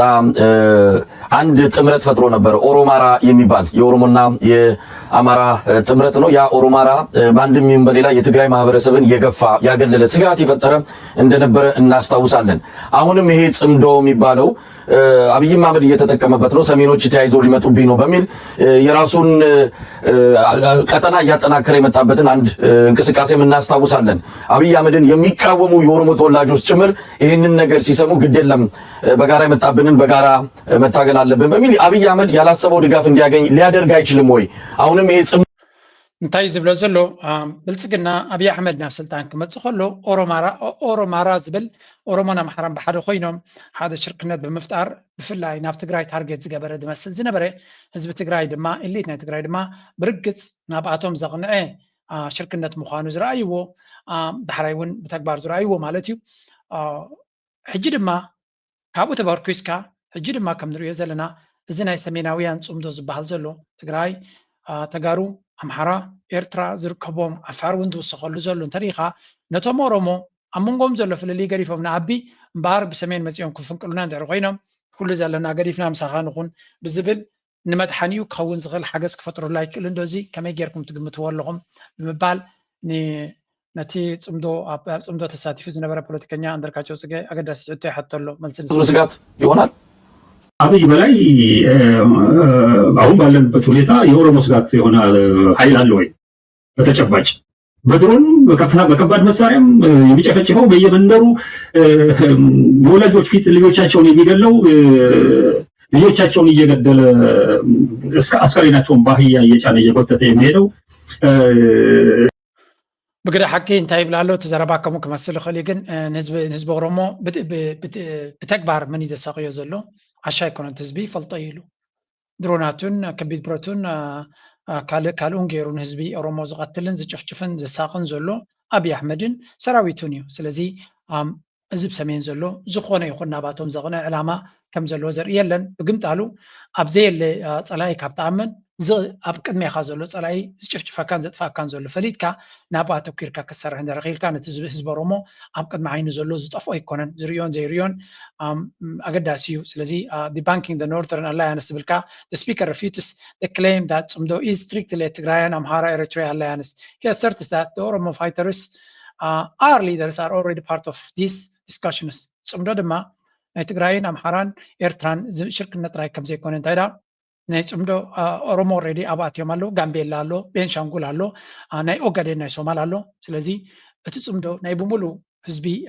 ምትእስሳር ዳምበር ኤርትራ ትግራይ ኣምሓራ ብሓደ ኮይኖም ናይ ሰሜን ሓይሊ ምጽኻ ንስርዓት ምቕያር ከም ዘይኮነ ነዚኣ እውን ኣብ ፖርት ሱዳን ኣነፅር ኣቢሎም ኣቐሚጦም ብምባል ነዚኣ እውን ጽቡቅ ገይሮም ያነፅርዋ ኣለዉ ዳትስ ዋይ ድማ ጽምዶ ኣዝዮም በላሕቲ ዝኾነ ፖለቲከኛታትን ኪላታትን ይትዩ ስለ ዘሎ ነቲ ኣብዪ ኣሕመድን ሸላት ተንተንትናቱን ከምፅዎ ዝኽእሉ ድራማታት ብብቅዓት ክምልሱ ዝኽእሉን ኣፉ ክሕትሙ ዝኽእሉን ኢና ንርኢ ዘለና ኣብዪ ኣሕመድ ድማ ዝበለ እንተበለ ዝገበረ እንተገበረ ካብቲ ዘረብኡ ንላዕሊ ተግባራቱ ስለ ዝሃስዮ ዘሎ ክገብሮ ክፈጥሮ ዝኽእል ነገር የለን እዮም ዝብሉ ዘለዉ is another very very important ኣገዳሲ ኩነታት ኢና ንርኢ ዘለና ንቕፅል ናይ ሎማ ኣመኻሪ ቀዳማይ ሚኒስትር ኢትዮጵያ ኣብ ጉዳያት ምብራቕ ኣፍሪካ ኣይተ ጌታቸው ረዳ ኣብ ሓፂር ግዜ ናብ ከተማ መቐለ ከም ዝምለስ ተዛሪቡ ኣይተ ጌታቸው ረዳ ኣብ ምስረታ ቤት ምኽሪ ሰላምን ለውጥን ትግራይ ኣብ ዝገበሮ መደረ ኣብ ሓፂር ግዜ ናብ መቐለ ከም ዝኣትው ኣፍሊጡ ዘሎ ኣብቲ መድረኽ ዝተፈላለዩ እዋናዊ ጉዳያት ትግራይ ዝተለዓሉ እንትኾኑ ኩነታት ሰላምን ፖለቲካዊ ኩነታትን ብሰፊሑ ተዘቲሎም እዩ ኣይተ ጌታቸው ረዳ ኣብ መደረኡ ፖለቲካዊ ፍልልያት ብሰላማዊ መንገዲ ክፍትሑ ከም ዝግባእ ብምሕባር ንጉልበትን ሓይልን ከም መፍትሒ ምጥቃም ተቐባልነት ከም ዘይብሉ ኣስሚሩሉ ምስ ፌደራላዊ መንግስቲ ዘሎ ርክብን መስርሕ ሰላምን ብጥንቃቐ ክምራሕ ከም ዘለዎ እውን ኣረዲዩ ኣይተ ጌታቸው ረዳ ህዝቢ ትግራይ ካብ ዝንላዕሊ መከራኸሪ ከም ዘይብሉን እዚ ዘሎ ፖለቲካዊ ኩነታት ናብ ረብሓ ህዝቢ ክቕየር ከም ዘለዎን ሓቢሩ ብተወሳኺ መንእሰያት ትግራይ ብሰንኪቲ ዘሎ ፀገማት ስደተኛታት ኮይኖም ኣብ ዝተፈላለዩ ከባቢታት ብፍላይ ድማ ኣብ ስዑድ ዓረብን የመንን ዝሕልፍዎ ዘለዉ ስቃይን መከራን ብኣጽንኦት ጠቒስዎ ኣሎ እቲ ፀገም ንምፍታሕ ኩሉ ከም ትሪእዎ ዘለኹም እቲ ጉዳይ በዚ ህዝቢ እዚ ድማ ሕወሓት ከም ሓንቲ ነገር ከስማዓኩም ትዝደልይዎ ዘሎ እውን ኣብ ባይታ ዘሎ ድማ ስምዑ ታት ንረክብ ኢና ብበዝሒ እታ ማኒፌስቶና ንነግሮም እዚኣ ፅበት እያ ይብሉ ግን ትኽእሉ ዲኹም ከምኡ ክትገብሩ ዓቕሚ ኣለኩም ዶ ይብሉና ነንባዕልኩም ሓደ ኮንኩም ዲኹም ይብሉና ነንበይንኩም እኮ ኢኹም ትዛረቡ ዘለኹም ይብሉና ናብ ማእኸላይ መንግስቲ ንኸይድ እዚኣ ክንገብር ኢና ንብል ፅብቕቲ ኢኹም ገይርዎም ይብሉና ፅቡቅ ስራሕ ይብሉና ግን ድኹማት ኢኹም ይብሉና ሓደ ይኮንኩምን ክሰርሑ ትኽእሉን ይብሉና ፀገም ኣለኩም ይብሉና ፀገም ሓልዩ ሒዝኩም ኣሎ ኢሎምና ሓቆም እዮም ኣብቲ ምንቅስቓስ ዘለና ሰባት መራሕቲ ኮይና ይኹን ዝኾነ ይኹን ዘለና ሰባት ድኽመት የብልና ኣይኮንኩን ዝብል ዘሎ ንኡ ምግዳድ ነቲ ኣብ ትግራይ ዘሎ ፀገም ኣብ ምግዳድ እቲ ናይ ባዕልና ድኽመት እውን ሽግር ፈጢሩ እዩ ኣወዳድባና ኣሰራርሓና ኣብ ውሽጥና ዘሎ ዲስፕሊን ኣብ ውሽጥና ዘሎ ናይ ፖለቲካ ሕቱኽቱኽን ኣብ ማእልና ዘሎ ናትና ናይ ስራሕ ድኽመትን ተደሚሩ ቀሊል ዘይኮነ ናይ ሪሶርስ ፀገም እውን ኣለና ከምዚኣ ትብልዋ ዘለኹም እዩ ድኹማት ኢኹም ዓቕሚ የብልኩምን ብቅዓት የብልኩምን ይብሉና ኢሉ ሓቆም ሓደ ኩርሲ ዝጓየ ዘሎ ረብሓ ናይ ሃገሩ ናይ ህዝቡ ገዲፉ ነቲ ትማሊ ሰይጣን ዝብሎ ዝነበረ ምስ ሰፊሩ ዘሎ ወላ ሓንቲ ከይገበረሉ ከሎ ምስ ኣቢ ሕግብግብ ዝብል ዘሎ ናራዩ ከሎ ዝኾነ ከንሽተይ ሰሚዕና ንስገር ከም ድሌቱ እሱ ተተዛረበ ብዝሓለፈ እቶም ተጋሩ ከይተረፉ ንቅድሚት መፂኦም እቲ ናይ ቀይሕ ባህር ኣጀንዳ እውን ነይሩ ቀፂሉ እውን ናብ ትግራይ መፂኻ ኣብ ትግራይ ዝነበረ ሓይሊ ብሓይሊ ናይ ምልዓል ምንቅስቓሳት ነይሮም እዚ ሕዚ ብዕሊ ናይኒ ጀነራል ፃድቃን ምድሪ ክትሰምዕ ከለካ ናብ ትግራይ ብጣዕሚ ሓፂር ዝኾነ ውግእ ፈፂምካ ኣብ መዓልትታት ኪሳራ ቀኒስካ ምእታው ዝብል እዩ ካብኡ ቀፂሉ ናይ ብልፅግና ዝነበረ ባህጊ ድማ ይፍለጥ እዩ ናብ ቀይሕ ባህር እውን ናብ ኤርትራ ንምእታው ናይ ሰዓታት ዝብል ገምጋም ሒዞም ተንቀሳቂሶም ከባቢ ሽዱሽተ እዝ ብምዕራብ ትግራይ ሰለምቲ ሰሜን ምዕራብ ብሰቆጣ ከምኡውን ብዓፋር ኣብ ሙሉእ ኢትዮጵያ ዝነበረ ሓይሊ ናብ ኣብዚኦም ፅዕሞ ነይሩ ስለዚ ብዙሕ ሰብ ናይ መዓልትታት ናይ ሰዓታት ተዘይኮይኑ እቲ ኩናት ከም ዝጅመር ገምጋም ነይሩዎ ሕዚ እዚ ገምጋም እዚ ተቐየረ ይመስል ስለዚ ሓደ ንምንታይ እዚ ገምጋም እዚ ይቀይሩ ማለት ነናይ ባዕላቶም ርእቶ ዝዕርፎ ኣለዎ ካብ ሓደ ቶም ኣምሓራ ክልል ሓሲብዎ ገሚትዎ ዝነበረ ናይ ፋኖ ምንቅስቓስ ኮንቲ ንሱ ዝገምገሞ ኣይኮነን ትግራዋይ እውን እቲ ክስቲ ተጀሚሩ ኣብ ሰዓታት ክፈርስ እዩ ዝብል ገምጋም ነይሩ እዚ እውን ኣይኮነን ቀፂሉ እውን ኣብ መንጎ ትግራይ ኤርትራ ኣብ መንጎ ውሽጢ ኢትዮጵያ ዘለዉ ድማ ናይ ፋኖ ሓይሊ ክኾን ይኽእል እዩ ናይ ኦነግ ሓይሊ ናይ ትግራይ ሓይሊ ዘሎ ሕብረት ጥምረት ኢሎም እውን ዝቕምጡ ኣለዉ ስለዚ ሓደ ገምጋሙ ዝቐየረሉ ኣግባብ እንታይ እዩ ትብል ምክንያቱም ምስ እንታይ እውን ክትተሓሕዞ እቲ ናይ ማእኸላይ ምብራቕ ዝኒሄ ምንቅስቓስ ብዕሊ እንታይ ይብሉ ነይሮም እቲ ናይ ኣሜሪካ ናይ እስራኤል ኣሜሪካ ናብ ልዕሊ ኢራን ኩናት ምስ ከፈተት ኢሚድየት ኣብ ትግራይ ጦርነት ንክኸፍት ምድላዋ ተወዲኡ ዝብሉ እውን ነይሮም እዮም ስለዚ ኣየንየና ውሒሉ እቲ ናይ ውሽጢ ዘሎ ጥምረት ድዩ ናይ ተፍቲ ዞባ ክፍጠር ዝኽእል ድዩ እቲ ናይ ማእኸላይ ምብራቕ ድዩ ናትካ ገምጋም እንታይ እዩ እቲ ናይ ማእኸላይ ምብራቕ ከምዚ ኢሉ ምንውሑ በቲ ፕላን ዝተገበረሉ ዘይምኻዱ ሲ ንኢትዮጵያ መንግስቲ ዝፈጠረሉ ተፅዕኖ ኢልካ ዶ ትግምት ኩሉ ግዜ ሓደ ዝኾነ ዓይነት መንጎ ሃገራት ይኹን ኣብ ውሽጢ ሃገር ዝግበር ፖሊሲ ካብ ባዕላዊ ረብሓ ዘይብገስ እንድሕር ኮይኑ ናይ ምልውዋጥ መልክዕ ፍርየሉ ኢኻ ምክንያቱ እቲ ዝእዝዞ ዘሎ እቲ ዝምውሎ ዘሎ ናይ ወፃኢ ኣጀንዳ ናቱ ኩነታት እዩ ተሽሙ እንዳገበር ዝመፅእ እንዳወሰነ ዝመፅእ እንታይ ይኸውን ከመይ ይኸውን ኩነታት ናይ ሓደ መንግስቲ በዚ ምክንያት ኣብዚ ድሕሪ እቲ ምፍራስ ናይቲ ስምዕ ናይ 2018 ምስ ኤርትራ ዝገበሮ ይኹን ድሕሪኡ ዝመፀ ናይ ፕሪቶርያ ስምዕ ዝኩሉ ከፍርስ ከሎ ምክንያት ኣይነበሮን እንታይ ዳ ንሱ ሓንቲ ክረባ ዝኽእል ብወፃእተኛታት ተቐባልነት ኣብ ዝረኽበሉ ግዜ ገለ ሕጋውነት ለቢሱ ከምዚ ሩስያ ኣብ ዩክሬን ዝገበረቶ ከባቢታት ክልላት ናይ ዩክሬን ኣብ ሩስያ ዘተወቶ ተዋሓደ እውን ከምኡ ክንገብር ንኽእል ኢና ናይ ኤርትራ ናይ ዓሰብ ንድሕር ኣምፂና ፅብቕቲ ዝኾነት ነጥብያ ናይ መወዳእታ መዛዘሚት ናተይ ያውን ኮምፕሮማይዝ ክገብርዎ ስለዘይደልዩ ንዕኡ እውን ንመንግስቲ ኢትዮጵያ በቲ ሓደ ሸነኽ እውን ኣፕሮች ገይሮም ንክልቲኦም ከነዛርቦምን ከነቀራርቦምን ኣለና ዝብል ሓሳብ ምስ መፀ እቲ ብኤርትራ ሸነኽ ንናይ ትራምፕ ኣካያይዳ እምቢልካ ክውፃእ ክኽየድ ስለዘይከኣል እሞ ነቲ ዝነበረ ዓይነት ኣካያይዶም ነዚ ትብሉና ዘለኹም ኣይንቕበሎን ኢና ኢልካ ምስ ትራምፕ ምኻድ ከዓ ከምፆ ዝኽእል ዘይመረድዳ ኣብ ግምት ብምእታው ግብፂ ተጓዮም እቲ ዝለዓለ ልኡኾም ናቶም ሚኒስተር ወፃኢ ጉዳያት ናይ ግብፂ ሓደ ዝለዓለ ዴሊጌሽን ሒዙ ዕላማ ናይቲ ዑደት ኩሉ ሻዕ ከምቲ ዝግበር ኣብ ሚድያ ንሃልቲ ናይ ሚድያ ዝወሃብ ሓበሬታ ካልእ ኮይኑ እቲ ሓቀኛ ምክንያታት ከዓ ነቲ ዝተረኣየ ግብረ መልሲ ነቲ ናብ ምዝርርብ ክትኣትው ኣለኩም ዝበሃል ነገር ግብፂ ሙሉእ ብምሉእ እቲ ጉዳይ ናይ ኢትዮጵያ ዝርርብ ስለዝገድሳ ከምኡ እውን ኤርትራ ምስ ፅምዶ ኢላ ምስ ከባቢ ትገብሮ ዘላ ነገር ነዚ ብምሉእ ኣብ ሓብ ግምት ብምእታው ተጓዮም እዚ ጉዳይ እዚ ዕሽሽ ኢልና ንሪኦ ኣይኮናን እዚ ዝበሃል ዘሎ እንታይ እዩ ብኸመይ መንገዲ ክግበር ዝኽእልን ዘይክእልን ንክዘራረቦ እቲ ዝለዓለ ልኡኾም ልኢኹም ናብ ኤርትራ ከምዚ ትሪእዎ ዘለኹም ኣብዚ እቲ መደባት ተባሂሉ ወፂኡ ዘሎ ጌርናዮ ዝበሃል ዘሎ ስምምዕ ናይ ትራንስፖርቴሽን ሚኒስተር ከም ትሪእዎ ዘለኹም ነቲ ዝግበር ነገራት ብዝተፈላለየ ዓይኒ ምጥማቱ ኢኻ ትርኢ ግን ዘገርም እዩ ነቲ ሰብንናቱ ትዕዝብቲ ክበሉ ስለ ዘለዎ እቲ ጉዳይ እቲ ግን ናበይ ከም ዝኸይድ ዘሎ እውን ንኽትርኢ ኢለ ብሓፈሻ ኤርትራ ኣብዚ ሕጂ ዘለናዮ መድረኽ ናብ ዝበለፀ ደረጃ ኣትያትሉ ኣብ ዘላ ነዚ ኩነታት እዚ እቲ ኩነታት ዓለም እውን መመሊሱ እናተሓላለኸ ይኸይድ ስለ ዘሎ ኣገይን ፅቡቅ ተስፋ ናብ ፅቡቅ ገፅና ንኸይድ ከም ዘለና ፅቡቅ ነገር ናብ ኤርትራ ገፁ ይመፅእ ከም ዘሎ ንርኢ ኣለና ተስፋ ንገብር ድማ ነዚ ተጀሚሩ ዘሎ መንገዲ ብፅቡቅ መንገዲ ክዛዝምዎ ናብ ፅቡቅ ደረጃ ክወስድዎ ብዙሓት ድማ ኤርትራ እቲ ዝበለፀ መንገዲ ሒዛ ከም ዘላ ዝበለፀ ቦታ እናተዋህባን ክብሪ እናተዋህባን ትኸይድ ዘላ ሃገር ምዃና እዮም ዝነግሩ ምስ ግብፂ ዝግበር ዘሎ ዝምድና ድማ ንዓና ኣዝዩ ኣገዳስን ወሳንን ስለ ዝኾነ ንሱ ክድንፈዓሉ ዝኽእል መንገድን ንሱ ክድንፈዓሉ ዝኽእል ሓሳብን ክህልወና እየ ዝመርፅ ኣነ ተስፋ ንገብር እዚ ጉዳይ እዚ ናብ ዝለዓለ ደረጃ ደይቡ ፍረ ከምፅእ ኤርትራ ድማ ትትደልዮ ነገራት እገዳኣ ተላዒልዋ ኣብዚ ቅንያት ናይ ሓድሽ ዓመት ድማ ብወቅዒ እቲ እገዳ ተላዒሉ ኤርትራ ድማ ብመንገዲ ፕሬዚደንታ ወይ መንገዲ መንግስቲ ጌራ ንህዝቢ ኤርትራ ኣብ ኩሉ ዘለኻ ንሃገርካ ምዕባል ሕጂ ግዜኻ ሃየ ተበገስ